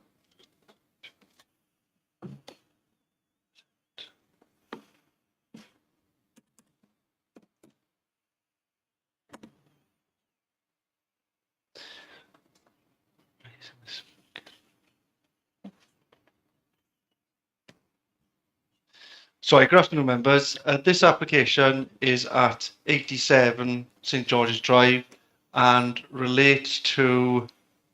Sorry, there you go. Is that viewing now as a presentation? Yeah, we can see it. In fact, we've been able to see it all along. So, yeah, that's Brilliant, thank fine. you. Sorry, I'll start again. Good afternoon, members. This application is at 87 St George's Drive and relates to a change of use from a dwelling house to a six-person house in multiple occupation. The reason why this has come to committee is due to a number of local objections to this proposal. So number 87 St George's Drive is accessed off the A348 or Ringwood Road to the south, which is a key transport route. And the development 87 St George's Drive sits on is opposite Knighton Heath Industrial Estate to the south, the commercial warehouses off Francis Avenue to the west, and existing residential properties to the north and east. And to get your bearings, we're in the Bearwood and Merley ward. So again, we are looking at the red line plan or location plan on screen now. So this is the aerial view of the property in question, looking north. And this illustrates the context of the site. As you can see, new build properties, mixture of 2-storey and 3-storey townhouses, set mainly in a terrace format with some semi-detached properties. So this is the application property. You can see that it's a 3-storey terrace townhouse with a garage on the ground floor. You can see that it has 2 existing off-street parking spaces to the front. Some views up and down the street, in this case from the west looking east, and then from the east looking west, and you can see the pattern on development in these images. In terms of parking, there are no restrictions. As you can see, properties have lengthy drop curbs along the street. On screen now is the existing floor plan. The existing house has 3 bedrooms located on the first and second floor, with a kitchen located on the ground floor and living room first floor, and an existing integral garage on the ground floor. And as you can see a WC and storeroom on the ground floor, a ensuite to bedroom 3 on the first floor, and an ensuite to bedroom 1 on the second floor, and a communal bathroom on the second floor. On screen now are the proposed plans. As you can see from the proposed plans, the application site is using the existing property footprint. The external alterations include the existing garage door being replaced with a new window opening, which is common in this site as seen by the previous street images. From the floor plans, the integral garage is replaced by a bedroom. The downstairs kitchen now becomes a kitchen living room area, and the downstairs cupboard replaced with a shower. With regards to the first floor, the living room remains with a introduction of a communal bathroom, and the first floor bedroom is now a communal storeroom. The second floor bedrooms remain with an introduction of kitchen points. Bedroom 1 has an ensuite with a communal bathroom off the landing. With regards to cycle and refuse, a cycle store is being placed to the rear of the property with access via a shared path to the east, on screen now. A refuse storage is being proposed to the front of the site as seen in the proposed elevations. The main element of proposals is the change of use from a C3 dwelling house to a small HMO for up to 6 occupants. As members will be aware, the Council has an Article 4 direction in the Bournemouth area to prevent a change of use dwelling to a C4 use, and the reason for that Article 4 direction was to prevent an over-concentration of HMO uses in certain areas because they were seen to be having a detrimental impact on some of these areas within town. A related DP policy was then introduced in the Bournemouth Core Strategy, which is policy CS24. That policy looks at a defined area around an application site of 100 metres in each direction. This is highlighted on the current illustration, and it seeks to make sure no more than 10% of properties in that area are in HMO use to prevent over-concentration from occurring. It's deemed at 10% the community becomes more imbalanced. Small levels or individual properties of HMO use are deemed acceptable. In this case, as per the presentation, there are no other HMO uses within 100 metres, with the nearest being just over 1 kilometre away. As seen on screen now, just to emphasise the 1 kilometre away from the property. The percentage in this case is well below the 10% threshold, therefore the proposal is deemed acceptable in terms of that policy CS24. With regards to the objections, the main reasons within the objections are that the HMO would be out of character with the area, it would create parking issues and not enough parking spaces. On the first point, the change of use to C4 would ordinarily be permitted development were it not for that Article 4 direction, and the related policy CS24 aims to limit the overconcentration of HMO uses rather than preventing individual HMOs, so there isn't a policy basis to prevent a change of use in this case. In terms of parking, the adopted parking standards require a single parking space for C4 HMO use. And as you've seen in the application photos, the proposal has 2 off-site parking spaces, which will remain to the front, and the application is therefore acceptable in this regard, and it also provides the required cycle storage to serve the use as well. So overall, this HMO use is considered acceptable as proposed, and the application is recommended for approval. Thank you. Thank you, Adam. We've got some registered speakers. We've got 2 objectors. Neil Mann, and his submission is to be read by the Democratic Services Officer, and we have Kate Conlon in person, who's been waiting patiently, I think, all day. So between you, you have 5 minutes. Can everyone hear me okay? Thank you for your time today. I am speaking on behalf of myself, who lives directly next door at number 88, and my neighbour who lives next door to us at 89, in objection to this planning application. I've got a few points to mention. One is the impact on the local charter. The conversion of this property into a HMO will significantly alter the charter of our neighbourhood, which we choose to live in because it's a residential area. And it's good for raising family. It's a peaceful and a stable environment with a no-through road, so it doesn't have a lot of traffic. The induction of a HMO could disrupt the balance, leading to a shift in a neighbourhood's overall character, negatively impacting the community atmosphere. The second, as Adam has already mentioned, is the parking.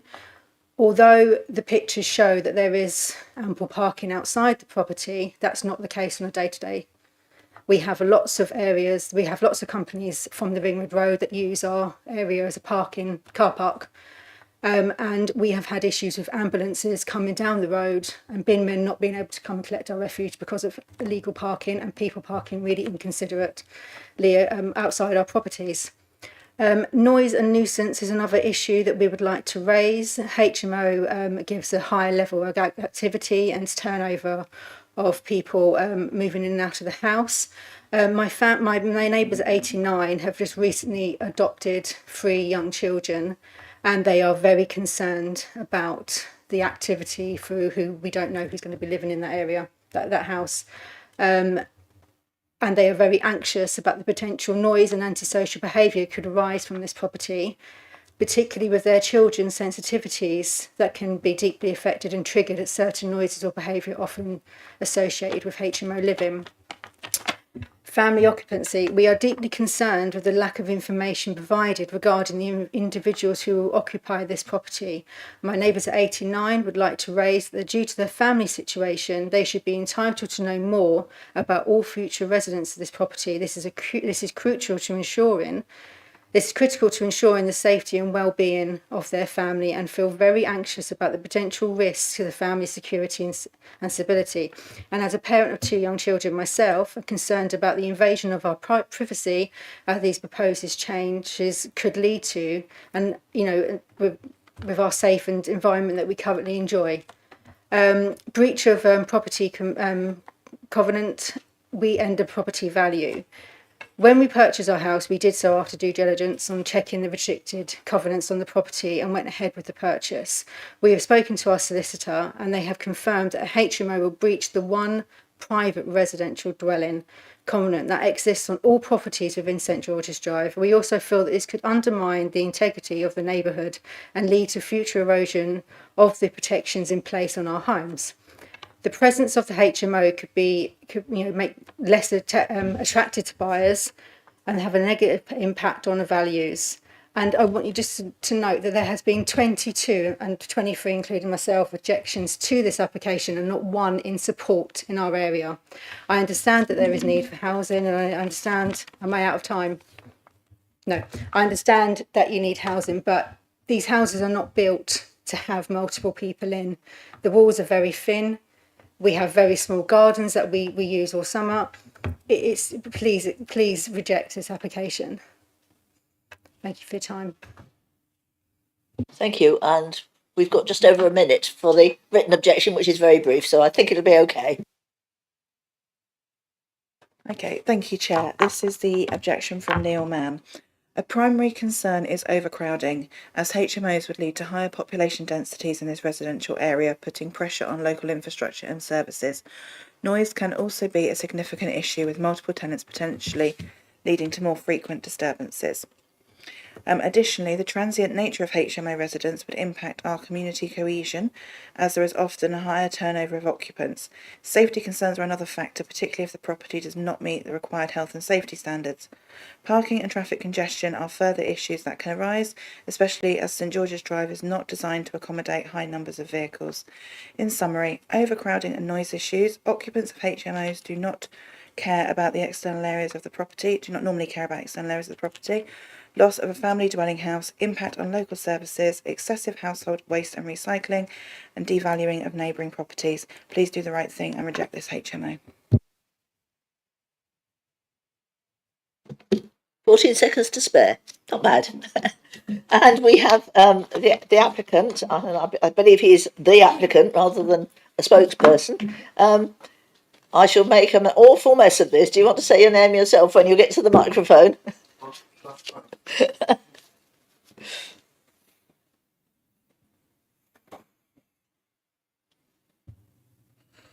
Good afternoon, Chair and committee members. My name is Toyin Fakorede. Oh, and I've got it just about right. yeah, well done. And so thank you for the opportunity to speak in support of the proposal as the applicant. The proposal has been thoroughly and competently assessed by your planning officer and has been considered acceptable and recommended that it should be granted. My wife and I are leaders of a local charity committed to bringing life to our community. One of the issues we are constantly dealing with is housing, as we all know, the struggle to find accommodation, as demand is significantly higher than supply. This proposal contributes towards the Council's objectives to alleviate the housing problem, providing accommodation for people working within the industrial estates, stores, and offices in that area. As recommended by the BCP Council, a pre-planning application was submitted a year ago, precisely February 2024. The advice received helped to identify and resolve potential issues and ensure compliance with relevant policies, thereby improving the quality of the application before a formal submission. We have worked very closely with the planning officer, and the proposal is found to be acceptable in line with policies CS24 and CS41 of the core strategy. which addresses objections raised in connection with the impact on the character and appearance of the area and on neighboring properties. There are no site-specific constraints. Furthermore, the proposal complies with BCP parking standards SPD 2021 and policy requirements CS14, CS16, and CS18, addressing objections raised in connection with parking, bicycle storage, highway safety, and traffic issues. The property has 2 dedicated parking spaces, which satisfies the policy requirement plus additional parking spaces on the estate and provision for 6 cycles. I have to say at this junction that I live on the estate myself, and with regards to parking, I haven't seen any instance about ambulances having issues to get through to the property due to parking issues. Now, regarding the suspicion of breaching restrictive covenants raised by the objector, I'm of the view that this is not a planning issue. More so, the property is not in breach of any covenant. Legal advice has been sought and it's been confirmed that there are no legal problems. More so, I consulted with Touchstone Education, a property education institution of which I am a member of. They also confirmed that the property is not in breach of the said covenant. I would like to confirm that there's absolute commitment to the HMO management plan set out in the application to provide a safe and well-managed living environment for both residents and neighbors. This includes the provision of an acceptable standard of accommodation for future tenants. There will be a rigorous selection of the tenants. We will engage professional property management company. We're already in consultation with them to manage to receive tenants into the property. There will be noise control. There will be good neighborliness, waste management, regular property inspection, and zero tolerance towards antisocial behavior. All this is to alleviate the concerns raised by our neighbors. The premises will be registered with Environment, Health, and Consumer Services to mitigate noise transmission between dwellings. The conversion will meet the UK building regulation requirements, and if considered necessary, soundproofing will be upgraded. In addition, the conversion will comply with the fire and rescue requirements and recommendation. Finally, the proposal will optimize the potential of the site, provide a high quality of living, contribute towards the provision of good quality accommodation for the community without negatively impacting the living conditions of neighbors. I hope today that you will agree with the recommendations from your planning officer, including the stipulated conditions, and approve the proposal. Thank you. Thank you. 17 seconds to spare. Well done. Thank you. I'm not really fixated on time, it just seems like it. So, anything from the officers so far? No? Right, open to questions. Councillor Challoner and then Councillor Martin. Thank you, Chair. We've heard reference, and it's also on the list of objections, so reference from the applicant and the objector with regards to a covenant on the property. Is that significant? Should we be bearing that in mind? And yeah, could we just have some further detail on that? Thank you. I believe it's not a planning issue, but I'll hand over. Oh yeah, that's correct. Covenants can't be taken into account in the planning decision. It's a separate matter. You can grant things for permission that are contrary to covenants. If someone wanted to pursue that, it needs to take it up as a civil matter. Councillor Martin. I was just a bit confused. So it's because it said 6 persons, but I've just noticed that so there's just 3 bedrooms, isn't there? 3 bedrooms. Yeah, and the communal living, and yeah, okay, and 2 people in each. Sorry, that makes sense. Any more questions? Right, open for debate. Councillor Salmon. Thank you, Chair. So I do understand the concern put forward by the neighbours about possible changes to the feel of their area with the introduction of an HMO, which potentially introduces a different style of living. But I think that is just a maybe. And I think I don't normally do personal stories, but I think this might give you some help here if I relate to my own circumstances. So for the last 3 years, I live in Bournemouth. For the last 3 years, myself and my family have lived between a family home on one side and an HMO on the other. Our gardens are all adjoined, separated only by fences. In that time, we've repeatedly experienced problems with antisocial behaviour, including intrusive noise, rubbish piled up, outright hostility and aggression from the family home. No problems of any kind from the HMO. The residents are quiet, they keep themselves to themselves. So this just goes to demonstrate that we can't make assumptions about how people will behave based on the type of housing they occupy. And just by the way, I'm also the adoptive mother of 2 young children. Thank you. I think there is a tendency to assume, as you've said, that HMOs, or rather HMO tenants, equals this type of person, this type of behaviour.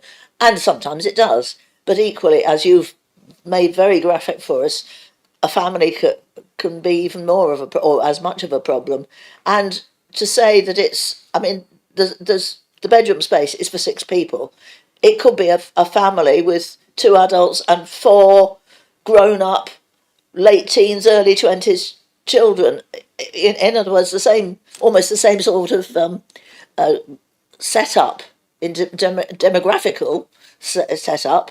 And who's to say they wouldn't be a nightmare? You never know. You don't know. And you never know who's going to be moving in. I mean, the house next door to us has sold several times while we've been living there. We never know what sort of people are moving in. They've all been fine and very good neighbours, but you don't know. And it's not a legal, something that you could do legally to say, oh, if they're moving in, we don't want them living there. That's, you can't do that. So, any more comments? Yes, Councillor Dow.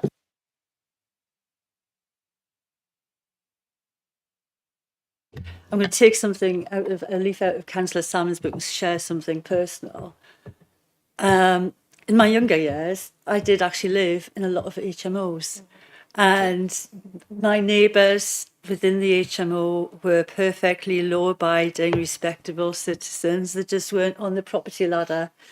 So I think wherever you go, you're going to get a mixture of people and what they do in their private lives. So I don't see that as reason. And also, I just think the design of this, it looks like it could be, as you say, for families. So I'm tempted to approve it. Councillor Challoner. Thank you, Chair. Just one other question. It's with regards to parking provisions. So obviously you've got the parking requirement for a single house. If it's then moving to effectively 3 separate dwellings or potentially 3 separate dwellings, how does that not increase the required parking in terms of the level needed? Again, over to Adam, probably. Can you answer that for us, Adam? Yeah, within the SPD for a C4, this type of development, it exceeds the minimum standard of 1 space required. So obviously this provides the 2 spaces and then the necessary cycling storage in the rear of the property. So in other words, the requirements don't alter because it's an HMO, can't say it, HMO as opposed to a family home. That's correct. Yeah, thank you.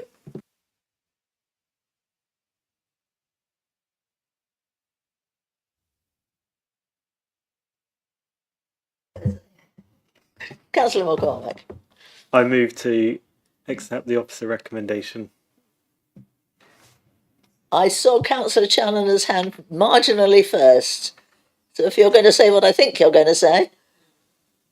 Yes, I am. I'm happy to second that. Now that my questions are asked. Thank you. And I guess Councillor Martin was going to say the same thing. So we have a motion seconded twice, almost. Any further discussion, or I'll put it to the vote? Right, I'll put it to the vote. The motion that we accept the officer recommendation. I'll make sure there's no comments from. No comments. Thank you. So we put it to the vote that we accept the officer recommendation. Those voting. 1, 2, 3, 4, 5, 6. And those against? 1. Which means no abstentions. Right, thank you everybody. Apologise to the 2 people who spoke on that item who've been sitting patiently all day. Sorry? Well, yes, well, we've certainly had one person sitting here patiently all day. So anyway, I hope it's been a bit of an eye-opener for you. Good. And thank you. And the meeting's now closed.